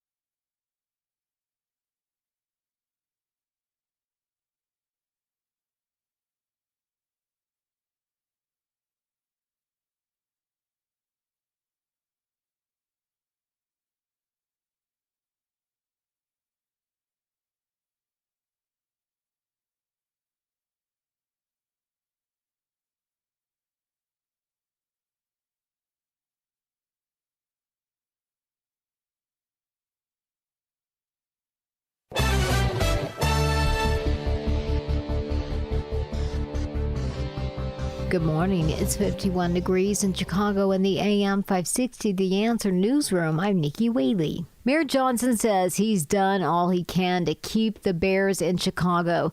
He reacted yesterday for the first time since the team recently announced that they will focus on building a new stadium in Arlington Heights. Johnson added that he's not given up on proposed sites on the lakefront or the property where the former Michael Reese Hospital was located. Meanwhile, Governor J.B. Pritzker says he's not against state funding for a stadium, but it must be a benefit to taxpayers. A Chicago man is accused of stabbing a 64-year-old man to death on the west side. Christian Gardner has been charged with murder. Police say the crime happened Monday morning in the 2400 block of West Glades Avenue. Gardner allegedly got into an argument with an older man in an alley where he pulled out a knife and stabbed him several times. The victim was taken to the hospital where he died. And a Chicago man is accused of shooting and killing 2 Israeli embassy staff members outside of Washington, D.C.'s Capitol Jewish Museum. Police say Elias Rodriguez was taken into custody following the shooting last night. He shouted, "Free Palestine," while being arrested. Officials say Rodriguez was pacing the area shortly before the shooting and waited for the group of people to leave. News is a service of AlmostFreeTeeth.com. Have you been getting high quotes for dental implants? With medical PPO insurance, it's possible to save 90% off on average. See if you qualify today at AlmostFreeTeeth.com. Making smiles great again. A check of the roads coming up in 2 minutes, but now time for the Signature Bank Business Beat. I'm Charles Payne, and this is the Fox Business Report. Boston Fed President Susan Collins is suggesting there might not be an interest rate cut this year. In an interview with Barron's, Collins says her latest outlook includes higher inflation and slower growth, in part due to tariffs. As recently as March, the Fed indicated there would be 2 interest rate cuts this year. A survey from big bank HSBC says 2/3 of corporations at question are already seeing higher costs because of the uncertainty around around tariffs and trade. More than 3/4 of those surveyed are rethinking their long-term business models. The survey covered 5,700 firms in 13 markets. Hinge Health rose more than 17% yesterday in its stock launch on the New York Stock Exchange. The company uses technology to improve care for joint and muscle health. That's your Fox Business Report. I'm Jenny Coselda, invested in you.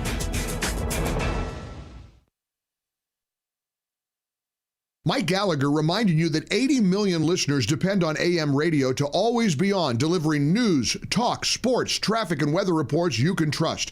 AM radio also delivers vital emergency information when you need it most. Text AM to 39179 and tell Congress to pass the AM Radio for Every Vehicle Act to keep AM radio in cars. Text AM to 39179. Message and data rates may apply. You may receive up to 4 messages a month, and you may text STOP to stop. At AlmostFreeTeeth.com, they're dedicated to making smiles great again. If you have medical PPO insurance, find out how you could save 90% off on average to get a beautiful dental implant-supported smile. Check if you qualify right now at AlmostFreeTeeth.com. In 2012, the Journal of Cognition and Emotion published a study that showed that we make a decision to trust a person within 100 milliseconds of seeing their face. Making a good first impression has never been more important, and you can make that positive impression with a professional headshot from Tom Killoran Photography. Whether you're a job seeker trying to land your next position, or you're looking to build your business by connecting with prospective clients and customers, you need a high-quality headshot to use with your resume, portfolio, website, or other marketing materials. The experts at Tom Killoran Photography can work with you to capture the exact look you need for your professional presentation. Tom Killoran Photography is also the official photographer for AM 560 The Answer. To learn more and to see a sample of their work, just visit KilloranPhotography.com. That's KILLORAN Photography.com, or call them at 708-361-0025. Tom Killoran Photography, capturing important life moments for over 30 years. Wesley Financial Group is not a law firm. Do you find yourself stuck in a timeshare? Get the real facts about the timeshare industry and your options for cancellation. Chuck McDowell, founder of Wesley Financial Group, has put together a free information guide that reveals the secrets the timeshare industry doesn't want you to know, including the 5 ways to get rid of your timeshare. Call now and get this timeshare cancellation guide absolutely free. Call 800-893-2288. 800-893-2288. 800-893-2288. When you're hiring, have you ever felt like you're missing out on meeting great candidates? Well, they're not hard to find when you go to ZipRecruiter. ZipRecruiter helps 10 million people with their job search every day. People who are actively looking for jobs like yours. So it's easy to find the right person fast. 4 out of 5 employers who post on ZipRecruiter get a quality candidate within the first day. Try ZipRecruiter for free at ZipRecruiter.com/free. That's ZipRecruiter.com/free. All across the country, states are embracing school choice and offering vouchers to families to send students to whichever school they want, including private Christian schools. Illinois, however, has resisted this trend, despite all the benefits of private education. Well, we have a solution. ChicagolandSchoolVouchers.com. It's simple. Just visit ChicagolandSchoolVouchers.com and tell us which private school you want to send your child to. Then we contact the school on your behalf and work to secure a voucher for half off the first year of tuition, typically saving thousands of dollars for families. The program only applies to new students who are not currently enrolled in the school. So if you've been considering sending your child to a private school and thought it was financially out of reach, go to ChicagolandSchoolVouchers.com to learn more and to start the process today.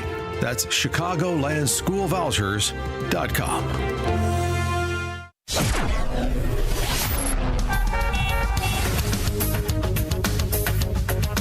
From Traffic Center, I'm Nikki Whaley. On the Edens inbound from Lake Cook to Montrose, 16 minutes. Entrance ramp is closed due to an accident. That's the eastbound ramp onto Lake Cook Road. On the outbound side, 16 minutes. On the Kennedy inbound from Montrose to the Byrne interchange, 21 minutes. Outbound, 25 minutes. On the Eisenhower inbound from Wolf to the old post office, 26 minutes. Outbound, 17 minutes. On the Stevenson inbound from the Tri-State to Lakeshore Drive, 23 minutes. Outbound, about 22 minutes. On the Dan Ryan inbound from 95th to the Burn interchange, 21 minutes. Outbound, about 11 minutes. Chicago's Morning Answer continues next, but now a check of your forecast from the National Weather Service. Partly sunny for today. The high today at 62. Clear, chilly evening. Low tonight at 44. Partly sunny for tomorrow. The high at 63. And then partly cloudy tomorrow evening. Low 47. Partial sun on Sunday. The high at 67. I'm Steve Williams on AM 560. The Answer. Get the latest weather, traffic, and news updates online at 560theanswer.com. Now, from the Signature Bank Studios, this is Chicago's Morning Answer with Dan Proft and Amy Jacobson on AM 560. The Answer.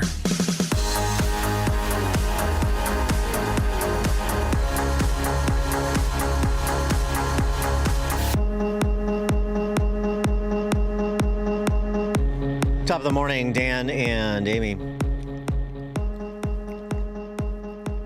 Representative Ilhan Omar, a brotherly love spice from Minneapolis area, she was given the opportunity to denounce the assassination of 2 employees of the Israeli embassy.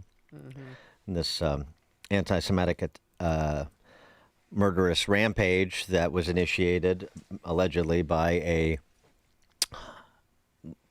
member of the Party of Socialism and Liberation right here from Chicago, his home in Albany Park, searched by the FBI.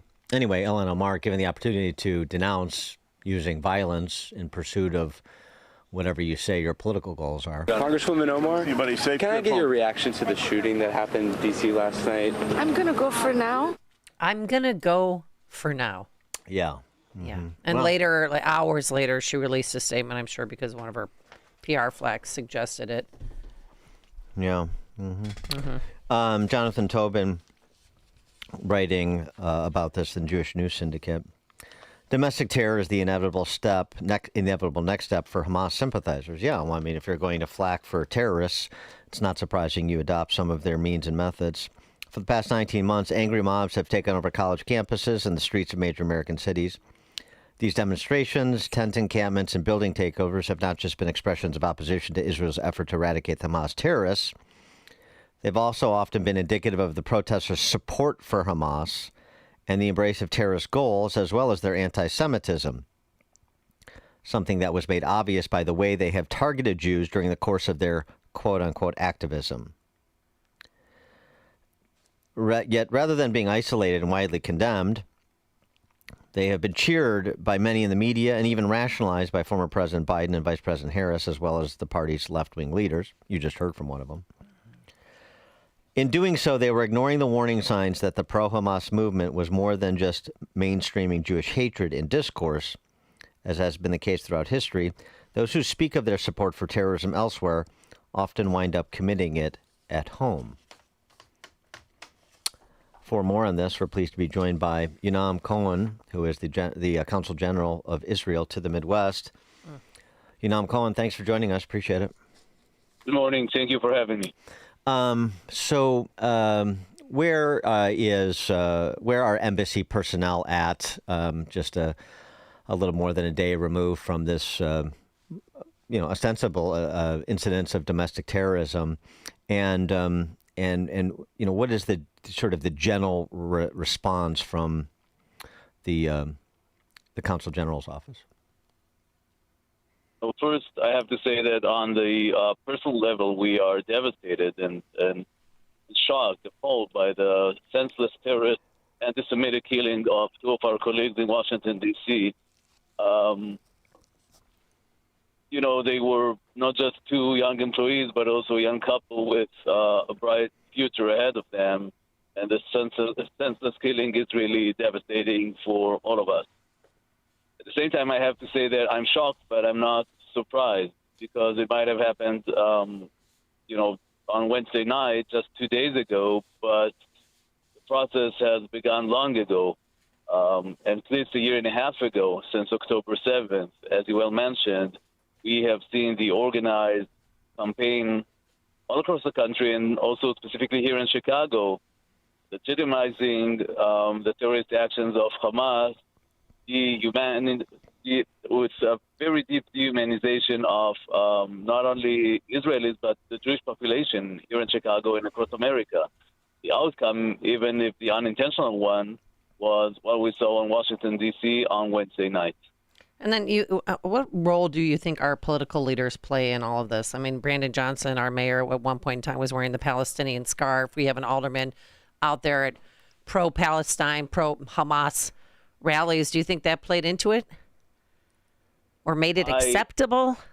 Mayor Johnson called me yesterday to offer his condolences, and I told him that I really appreciated his words.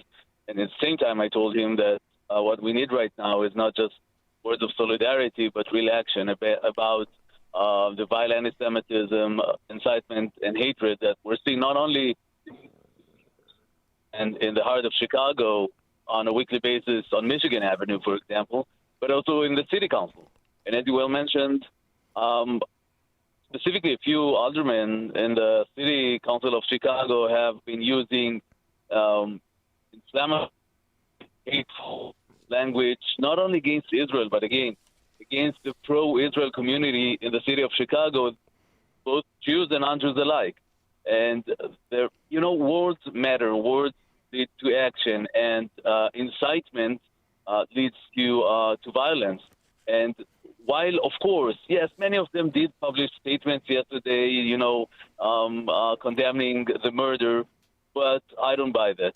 They need to do much more to prove and to take a different course, to prove, to track back from all these political circles in the city of Chicago that were nurturing this toxic atmosphere for so long.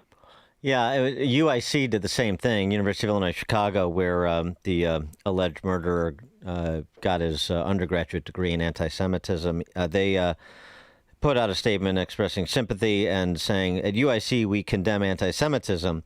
Well, the Anti-Defamation League, their 2025 grade for campus life at UIC in terms of combating anti-Semitism was an F, as in failure.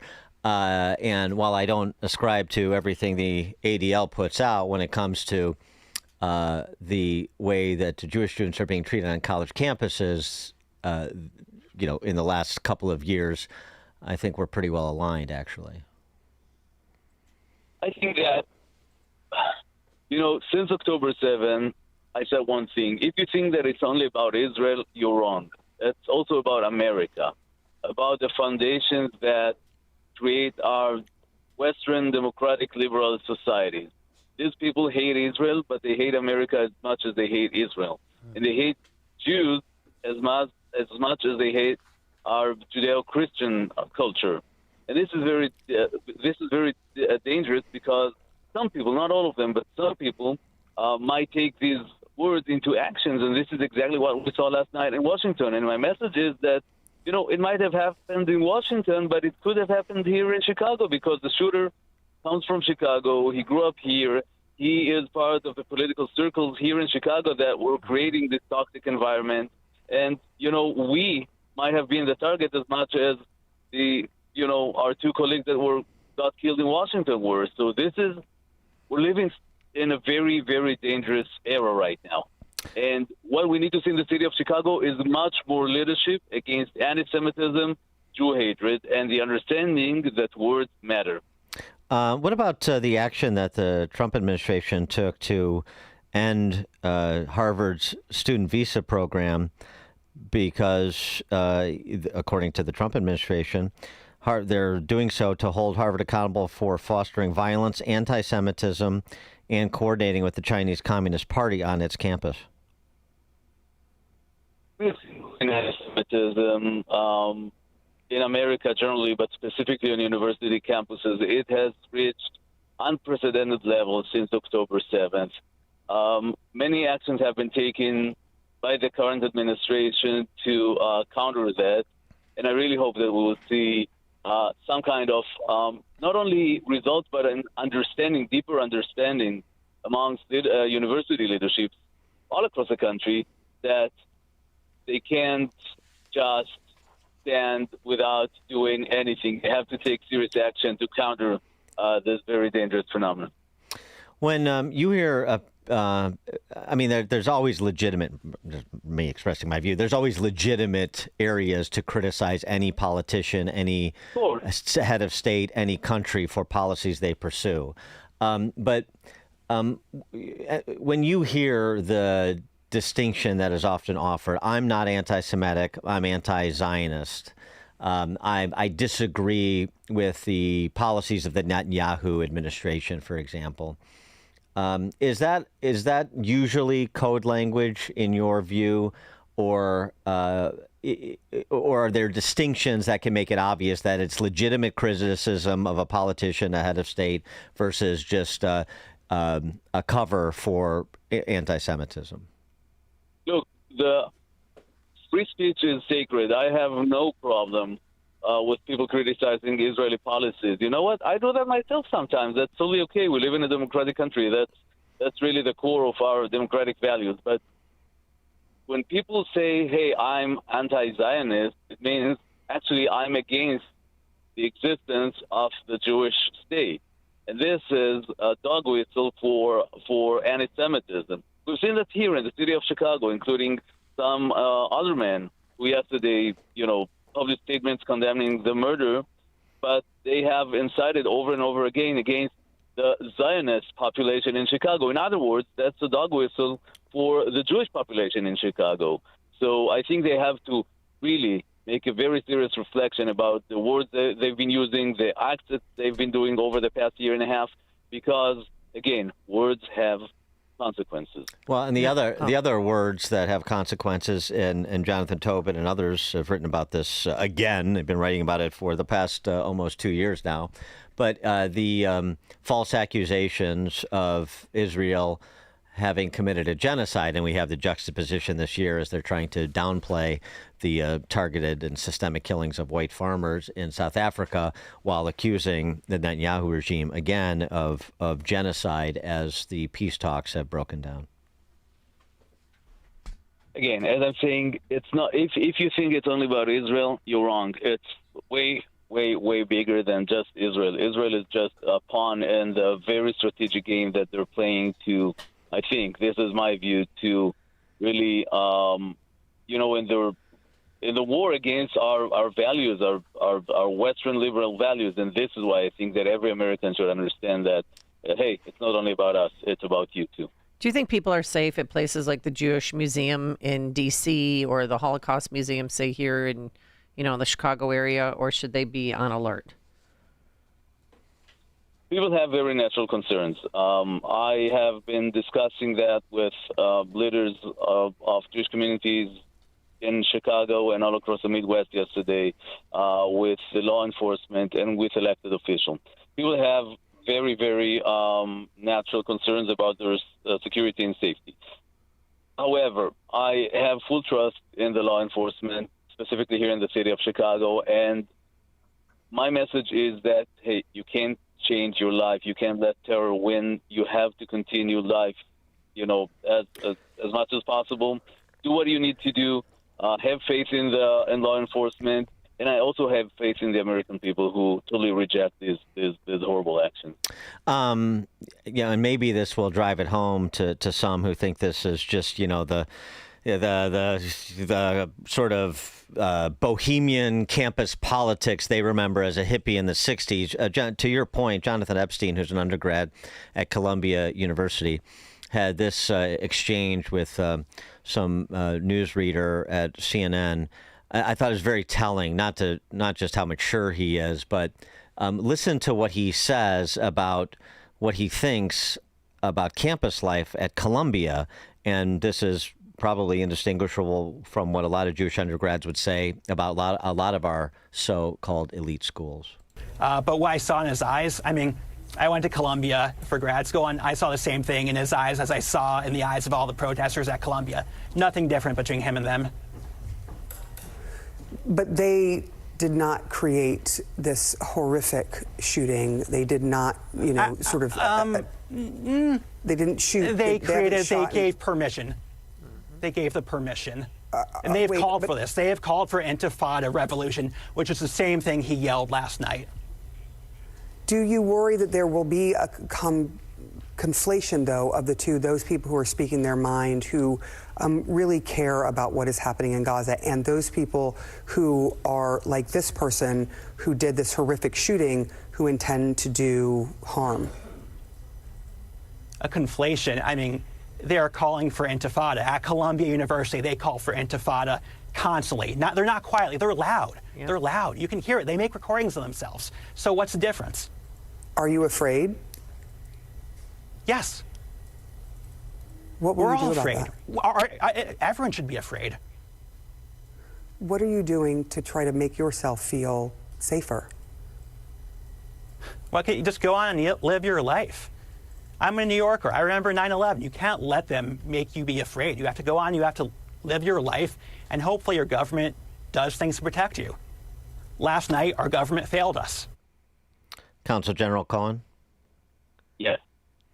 Your reaction? I watched this interview, and I you know what, I could not agree more. And I think it was a bit also outrageous the way the questions were framed, because, you know, unfortunately, Ivy League universities across America have turned into hotbeds of support for terrorism. Of course, I mean, leadership in these universities does not support terrorism, but they have enabled, in many cases, students who do whatever they want to and say whatever they want to. And this kid, I watched this interview on CNN, this ex-student of Columbia, what he said is that, and he's totally right, not only in Columbia, by the way, but also on the streets of Chicago, when people call for Intifada revolution or globalized Intifada, let's remind everybody what the Intifada was. It was an organized terrorist campaign against Israelis, which led to the killing of more than 1,000 Israelis. Buses were blown up, restaurants were blown up, entire families were killed. And these people are calling to bring the Intifada to American soil, to have this killing on American soil. And this is exactly what happened on Wednesday. And it happened in Washington, it could happen in Chicago, it could happen anywhere in this country if we don't stop this incitement and hateful and toxic speech. And it doesn't matter. This seems to me important because, you know, from the river to the sea, and nobody, and all these protesters that didn't know what river or what sea. It doesn't matter that some, even most, don't know what the hell they're talking about, because some do. So you have, you know, to use the old Soviet vernacular, you have a lot of useful idiots out there, but you have a lot of people who are not idiots and who are committed ideologues, and like this guy, committed barbarians. And I think to your point about it's not just about Israel and it's not just about America. This is really about civilization versus barbarism, which is an age-old fight. But that's what this is. Absolutely. I could not agree more. And I hope that this tragic event would serve as a wake-up call to everybody who needed that. Yonam Cohen is the Consul General of Israel to the Midwest. Consul General Cohen, thanks so much for joining us. Appreciate it. Thank you for having me. Thank you. Thank you. And he joined us on our turnkey.pro answer line. It's news, opinion, insight. This is Chicago's Morning Answer on AM 560. The Answer. AM 560. The Answer. Open mic! Open mic Friday! Call it now! Open mic Friday! Top of the morning, Dan and Amy. It is that time of the week, Open Mic Friday. Taking your calls, 312-642-5600, turnkey.pro answer line. Taking your calls with comments, compliments, concerns, criticisms. General Crack Pottery will take it all. 312-642-5600, turnkey.pro answer line. But we begin, as we do, with turnkey.pro founder David Kolsak. David? Good morning, Dan and Amy. You know, I started doing these Open Mic Fridays specifically to question everything, and that may make me a conspiracy theorist. You know, yes, people talk about the term conspiracy theorist, right? And it stems from the JFK assassination, and some people believe the CIA invented or popularized the term as a pejorative label. The fact is that term already existed in that time period, but the JFK assassination helped cement its use as a dismissive phrase in political and journalistic discourse. I've been called a conspiracy theorist, even by you, Dan, in public and in private, and I don't mind at all. I actually wear it like a badge of honor.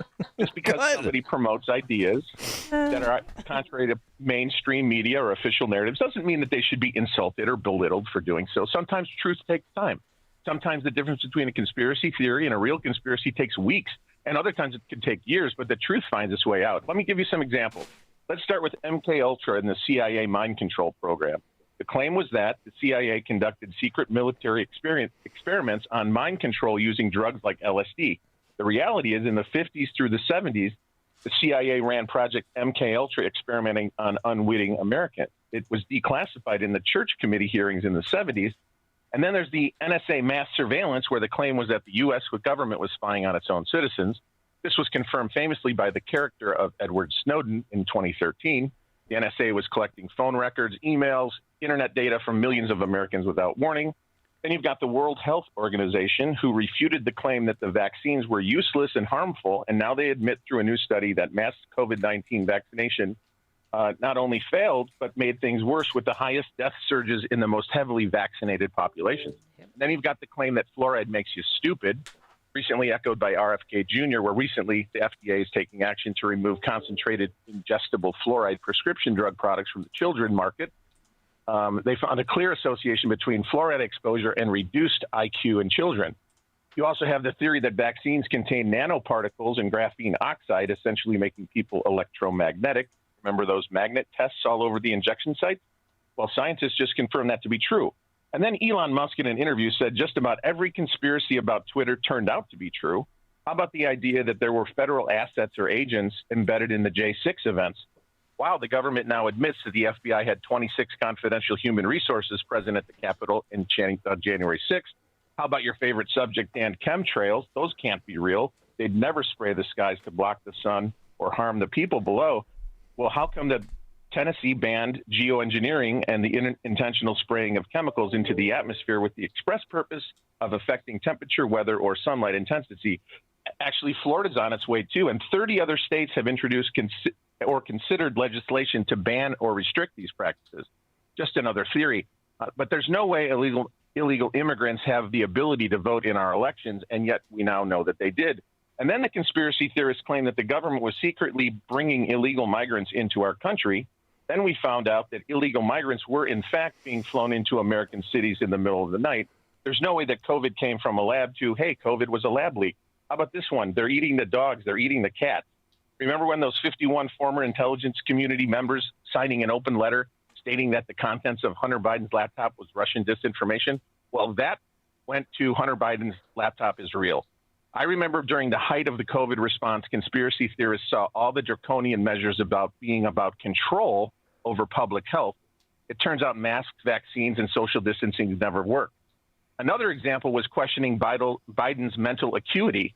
All of us conspiracy nuts have been saying this for years. Some of us think he's not even the same guy that was around during Obama's terms. Regardless, the latest revelations and the Her tapes demonstrate a guy that was totally unfit to watch my dog, much less a country, and yet still no accountability. Then you've got weapons of mass destruction, Hillary's email server and body count, a stolen election, and the list goes on and on. One thing a conspiracy theorist will never expect is an apology, much less accountability for those who are caught when the truth makes it to the surface. I think people who entertain conspiracy theories have a different makeup than those who dismiss them out of hand.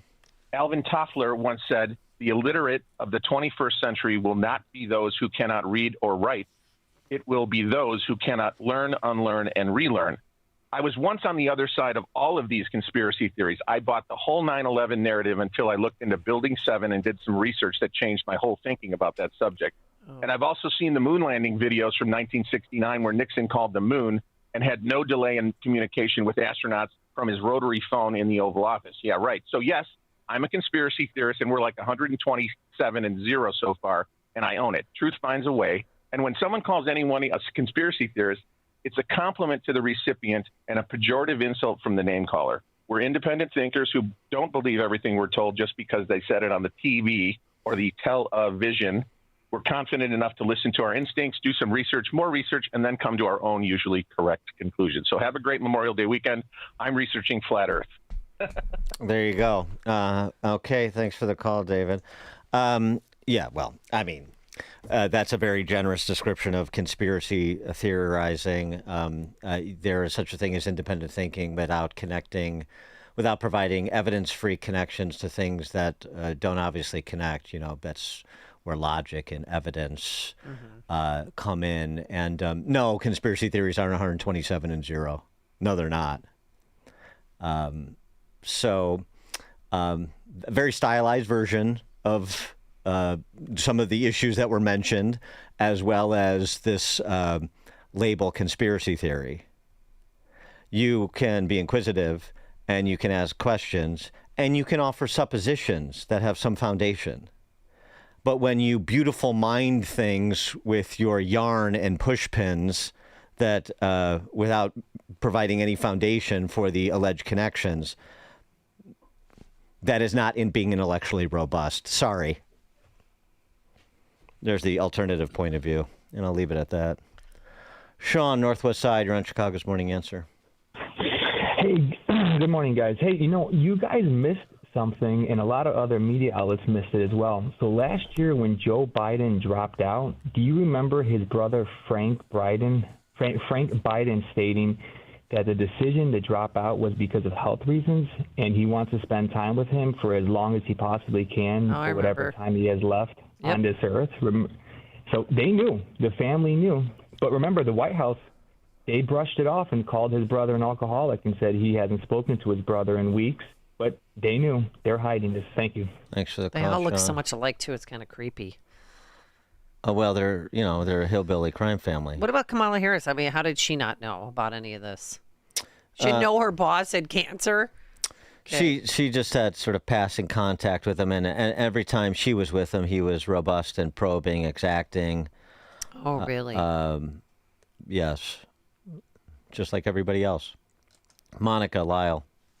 Hi, I just wanted to say that my daughter is going to be graduating this weekend. Yay. I'm a proud mother of a college grad, so we're headed off to Decorah, Iowa to see my daughter graduate from nursing school on Saturday, and then the big ceremonies on Sunday. Good for her. There's somebody that's going to be employed forever. There you go. Oh, yeah.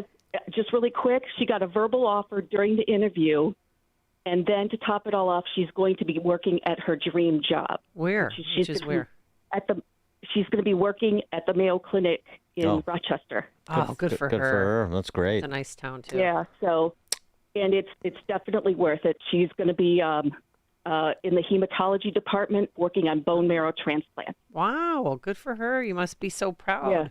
All right, congratulations, It was Monica. Really worth all those late night phone calls from her saying, "Mom, I don't think I'm going to make it." Yeah, and look she made it. Thanks for the call, Monica. Because of your Congrats. guidance and love. Good job. Dan, when is the last college graduation or high school graduation you've been to? My own. Okay. And I was. So when people invite you to those, I mean, why would you do that to somebody? No, I don't do that. Don't do that to grandparents, please. Just I didn't even want to go to my own. I mean, it's just. Oh, it's I don't. I mean, it's so. Ugh. I don't like ceremonies. Well, Just aren't you going to a generally. wedding this weekend? Well, I don't know, Dan. I don't know if you know, but love is patient. Love is kind. Speaking of kids, though, it was Yes. interesting. And another disturbing diagnosis, unfortunate diagnosis, and that was Scott Adams, the Dilbert cartoon creator, who announced that he had late-stage prostate cancer that had metastasized to his bones, and saying that he didn't expect to live past the summer. Hopefully that doesn't come to pass. Talked about being in excruciating pain, which is why the idea that Biden, if it's true that the prostate cancer has metastasized to his bones, that it would be impossible for Biden not to have known that he was ill because of the pain. And Scott Adams provides testimony to that. But he's been sort of waxing philosophic since he offered that diagnosis. And, of course, there's an outpouring of love and support from him. And President Trump called him. President Trump called him. That's right. Anything I can do kind of call, which was very nice. And Adams talking about what his quote-unquote life moments have been as he reflects on his life, like where he was really living. Take a listen. Childless adults saying how great their weekends are because they don't have any kids. Now, I have two feelings about that. Number one, they're totally right about how great their weekend is without kids. However, I'll just speak for myself. There's almost nothing I ever did as a single person even if I was in a relationship. There was almost nothing I ever did that was as fun as getting up on a Saturday morning and watching my stepdaughter at the time play soccer in a non-competitive, intramural kind of a team. There's nothing I did that was more fun than that. And was it easy? Nope. There was driving and waking up and getting food and making sure everybody's taken care of, and you got to bring chairs down and cancel everything else, and it's a lot of work. But there's nothing I did that was more that I felt like deeply, deeply enjoyed. Just watching my stepdaughter play soccer. That's it. Couldn't top that.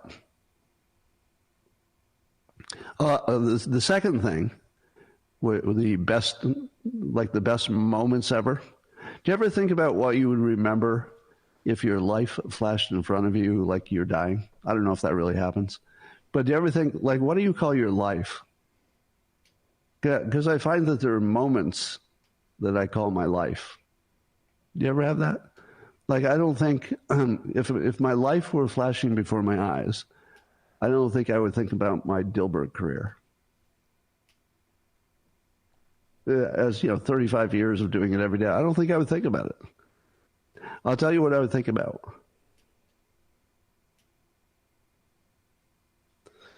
If I can.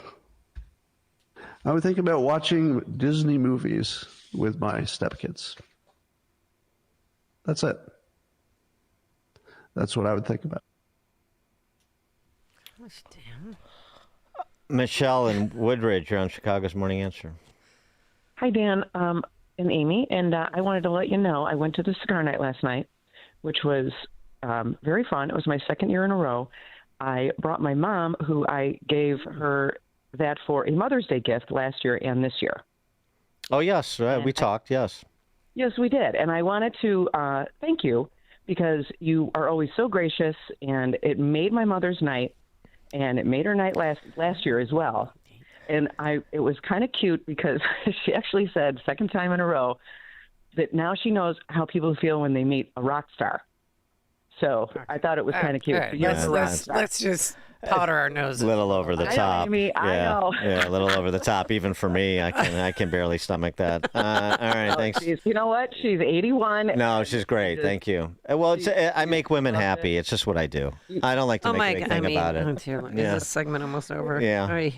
So, Michelle, thank you so much. Go ahead. I'm sorry. She's not always so super starstruck, but she thoroughly enjoys your show, and you made her night. So I really appreciate it. It was my pleasure. It was great to see you all. Thank you for coming out. How many ladies showed up? I mean, was there It was like a handful? It was like a Beatles concert. Me trying to get in and out of there. I mean, yeah. To Pete. Yeah. You know what? Maybe next year, Louise and I could go to cigar night. I mean, there were a lot of dudes grabbing on me too. It wasn't just ladies. Yeah, of course. But I forgot to wish my mother a happy birthday. She turned 82 this week. Okay, well. Happy birthday, Louise. You call your mom by her first name? No, I call her Mom, but everybody knows her as Louise or Grandma Wheezy. That's what the nieces and nephews call her. Because the L words were hard when they were babies. Are your nieces and nephews fans of Sanford and Son? Is that where that comes from? Bill in Waukegan. Hey, Dan and Amy, calling you from Madrid, Spain. Oh, great. The one thing I got to tell you guys is that I've missed your show since I've been out of country for the last 3 weeks. But I just wanted to touch on something really quick, guys, that if anybody hasn't done the Camino of Santiago, please take the time to do it, because for me, being Catholic, and I tell you, it gave me time to reflect, because it was 190 miles of walking in about 8 days.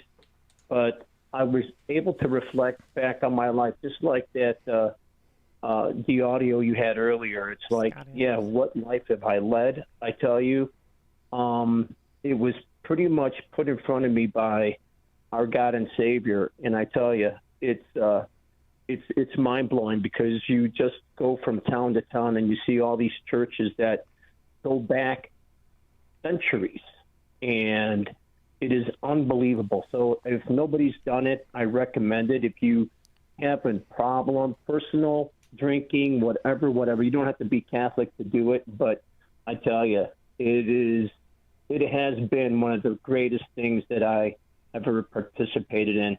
Just want to tell you guys that I still miss you and love you all, but thank you for the time.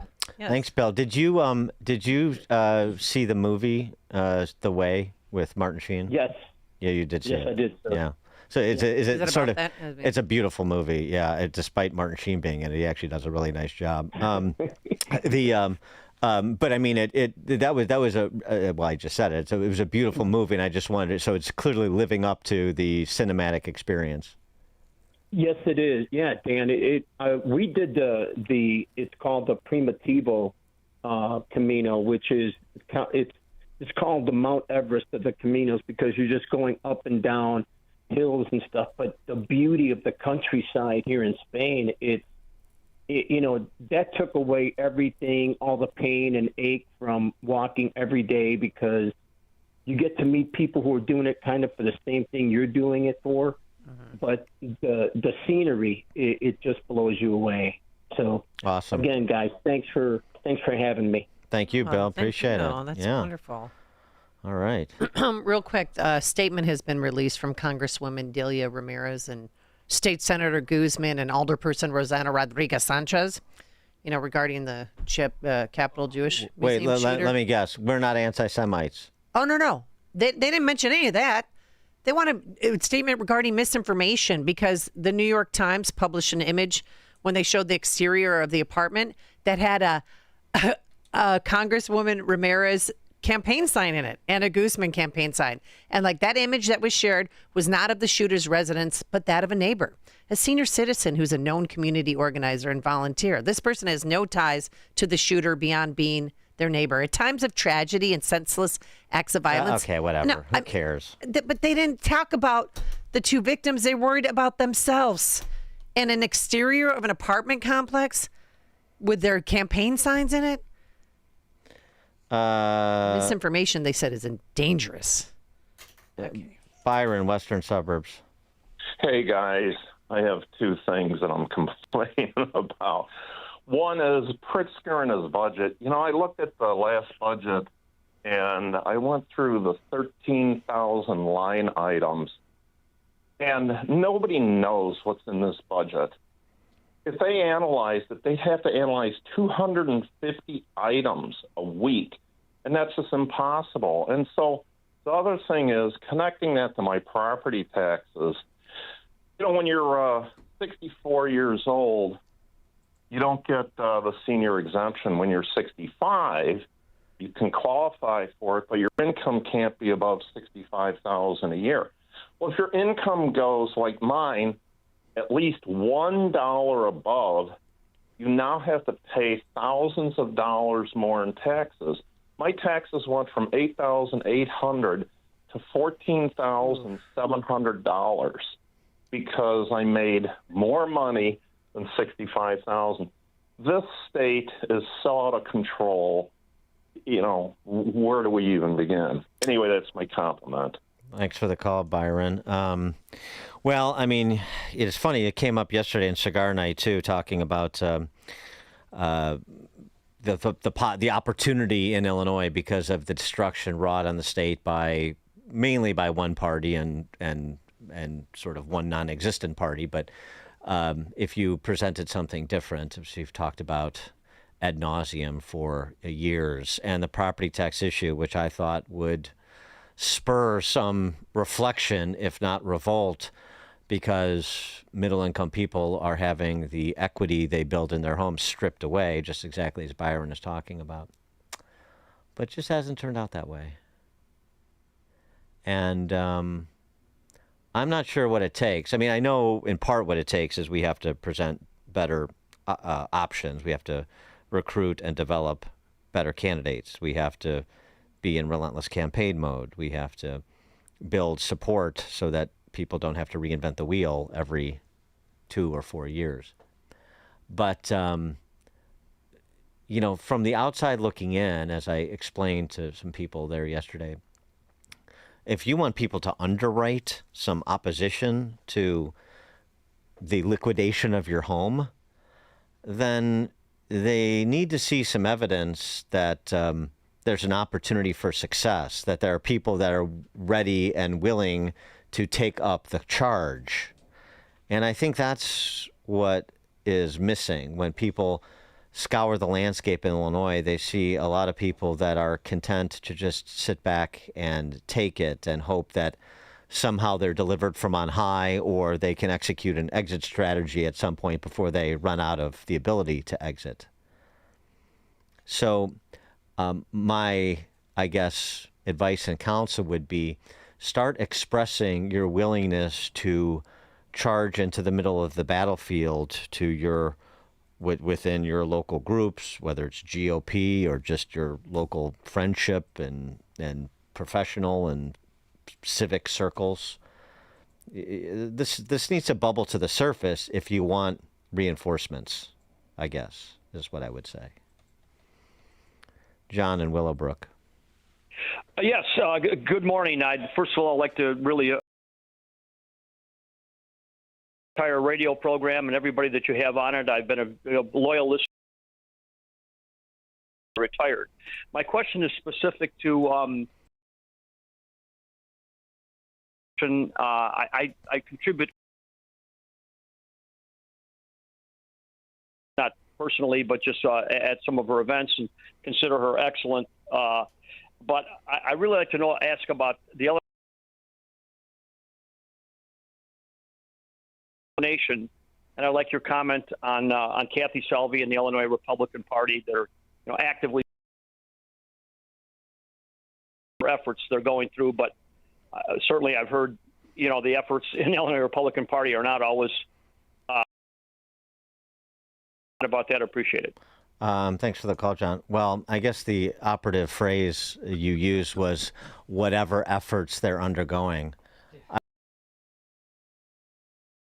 And I would say the same thing about Tony McCumbee in the State House Republicans, John Curran in the Senate.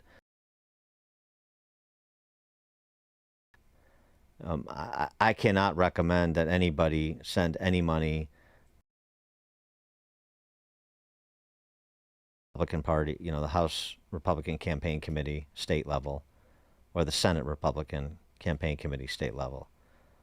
Tony McCumbee thinks that men have uteruses. Well, Tony McCumbee, John Curran, and Kathy Salvi are undeserving of your financial support. You want to support individual candidates at the local level. You want to support Jeannie Ives' organization. Yeah, that's good. That's money that well spent, and it's close to you, especially local candidates. And Jeannie Ives' work product is on display on a daily basis. So that's what I would say about it.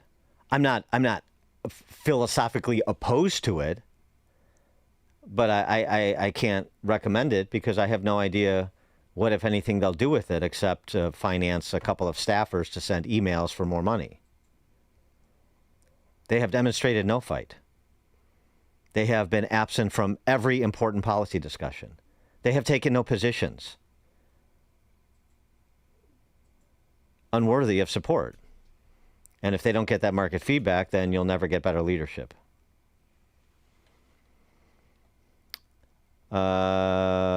Joe in Arlington Heights. Good morning. In honor of Memorial Day weekend and all those who died in service to our country, I'd like to read my poem, Please Remember Me. You don't know me, but you should. I'm that one who did all I could. I stood in the face of mortal danger, doing this for you, a total stranger. I shed my blood staring peril in the face. To protect more than just this place, it was needed to protect our way, safeguarding freedom every day. My boots on the ground overseas, bullets brutally tore into me, but I had no choice, you see, somehow knowing what had to be. On the seas with dangers unknown, cold and wet, chilled to the bone, I did not complain as duty I served, while the sound of approaching torpedoes whirred.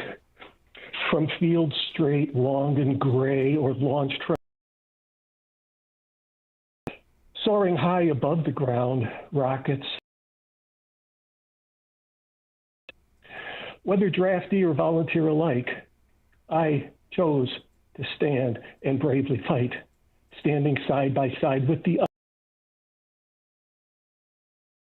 giving the last full measure to protect what I treasured. I chose valor as the better way.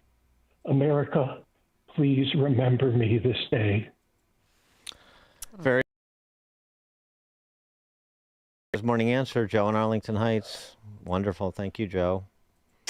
Prime Minister Ogden Doomsday. Amy, I can't keep it clean, but to have crack pottery come after Joe from Arlington Heights is not a fair thing. Perspicacious problem. Life isn't fair. I have a quick comment, first of all, on Chicago's proposed that evening deadline for the curfew. What's a snap curfew? Gesundheit, I say. So breaking news. You two remember that as it's removed for a tax break loophole. Well, he's learned his lesson. To ensure the governor's followers will never go without the toilet paper, J.B. Lizzo recently bought a leading now the potentate of and all right. I tried to turn a phrase. I've tried to craft good crack pot Monica and her protesting ilk. Work. Thank you, guys. It wasn't too painful. Kevin, Austin, Texas. A couple things. First of all, now trying to claim that Joe Scarborough is a victim of Biden's charm offensive. Oh, yeah. Absolutely hysterical. That's great. Put your video on it. Yeah. And then another thing, I got an idea as far as how to raise money to get Republicans to win. Two things. First, if you're people, do you even know if we have a GOP precinct chair? How does that work? And the second thing is, what people can do is get a Liberty jar. They put it in their house. They put in $10 a month. So if a good candidate comes along, they donate it. And then if they don't, they could use it for their fund to leave Illinois. Anyhow, That's not a bad. Well, I got it. Thanks. It's not bad. All right. Thanks, Kevin. The Liberty jar. You either fund good candidates or you fund your exit. It's not bad. Matt Oaklawn. Hey, good morning. Happy Memorial Day. That guy's poem was awesome. I love when that dude calls in. Anna. This guy called Wednesday, and he was talking about Eastern Illinois students and Western Illinois guys, too, but I don't really care about them. But He must be an Eastern grad, yeah. I sure am. This smug D-bag in his monotone voice, like, oh, what, you got a 16-year SAT, you shouldn't go to college. It's like, oh, hey, Mom and Dad, I can't get into U of I, so I'm just going to caddy and deliver papers forever. You know, is that what I should have done, Jack? And then this guy goes on to say everyone he hires is either from the Big Ten or UCLA. Maybe he runs a volleyball camp. Northwest Indiana, in your smug voice, you are no friend of old man, you're no friend of mine. Happy Friday to the rest of you. All right, thanks for the call. And don't insult those Panthers. They get ornery. Yeah, E-I-E-I-U. It's going to sick Joey G on you. Oh, that's right. Yeah, Sean Payton. Sean Payton went there. Tony Romo and that good-looking guy. Yeah, Joey G. Joey Garoppolo. I know Garoppolo. Let's just call him like we see him. Jordan Antioch. Good morning. Happy Memorial Day. Hey, I want to put on my Zoltar fez here for a second, make a prediction. So Jake and Alex received the Pulitzer Prize for their deep dive and fearlessly exposing the hiding of presidential health documents and where they're at in their mental state, which leads to Hakeem Jeffries introducing legislation that Donald Trump should have public weekly colonoscopies. And then Joe Biden receives the the Nobel Peace Prize for fearlessly leading his country, selflessly too, might I add. He wasn't hiding it. He just didn't want to bring it to attention while he fought against the white supremacists and the right-wing extremists trying to tear apart this nation. So he'll get the Pulitzer Peace Prize for this courageous leading of the country while ailing and suffering through his cancer battle and his dementia. Thanks for the call, Jordan. We got Jack. We got to give Jack an opportunity to respond after he got torched by Matt from Oak Lawn. Jack, Northwest Indiana, calling in. All right, Jack. Quickly. Good morning, guys. Hey, listen, when you're humbled, and didn't realize my voice was so monotone, but having said that, there was no intent, and I thought about this, frankly. I thought about it the past 2 days. I for you think, and that may have been the case, but we may never do that. For somebody that brought us Jimmy Garoppolo, I mean, come on. Of course, Eastern has a place, and it wasn't intent to be smug. It was more a statement of the fact is where we are today versus even 30 years ago. And Dan, I think you mentioned there's obviously good students that go to those schools. Yeah, but in the whole, even for first generation, college students, what have you, the gravitation would be to the top-notch school. And, if you can't make it, there are other options outside of staying in state. I forget how many students go. Jack, thanks. We're up against the clock. Thanks for the call, though. We get it. That's good. All right, we at least brought Jack and Matt back together. Now he just needs to hire a Panther. Yes, have a wonderful 3-day weekend. It is now 9 a.m. WIND, Chicago. It's rattled the stock market. I'm Dave Anthony, Fox News. A new Trump tariff threat targeting the European Union, which has sent the Dow down nearly 400 points.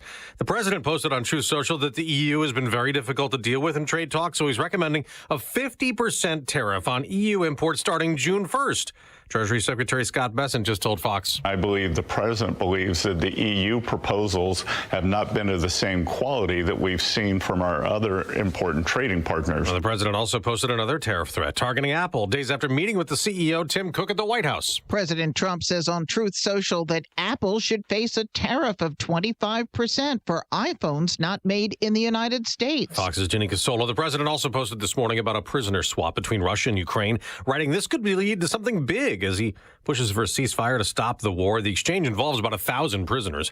The Trump administration has hit Harvard again, accusing the university of allowing anti-Semitism to thrive on campus. It's now blocking the enrollment of international students. Harvard is fighting back. In an open letter, the university president, Alan Garber, said that they're seeking a temporary restraining order to immediately reverse the Trump administration's move here. Fox's Molly Line in Cambridge, Massachusetts. Harvard's also filed suit trying to unfreeze federal grant money. The accused gunman who chanted Free Palestine when arrested after a deadly shooting Wednesday night at the Capitol Jewish Museum, Elias Rodriguez, is now charged with murder. Police say there could be more charges coming as they continue to investigate what they call a targeted attack of anti-Semitism. Fox's Madeline Rivera outside the museum. Court papers present this shooting as calculated. Surveillance video showed Rodriguez shooting the victims, 26-year-old Sarah Milgram and 30-year-old Yaron Lashinsky, both staffers for the Israeli embassy. They were set to be engaged.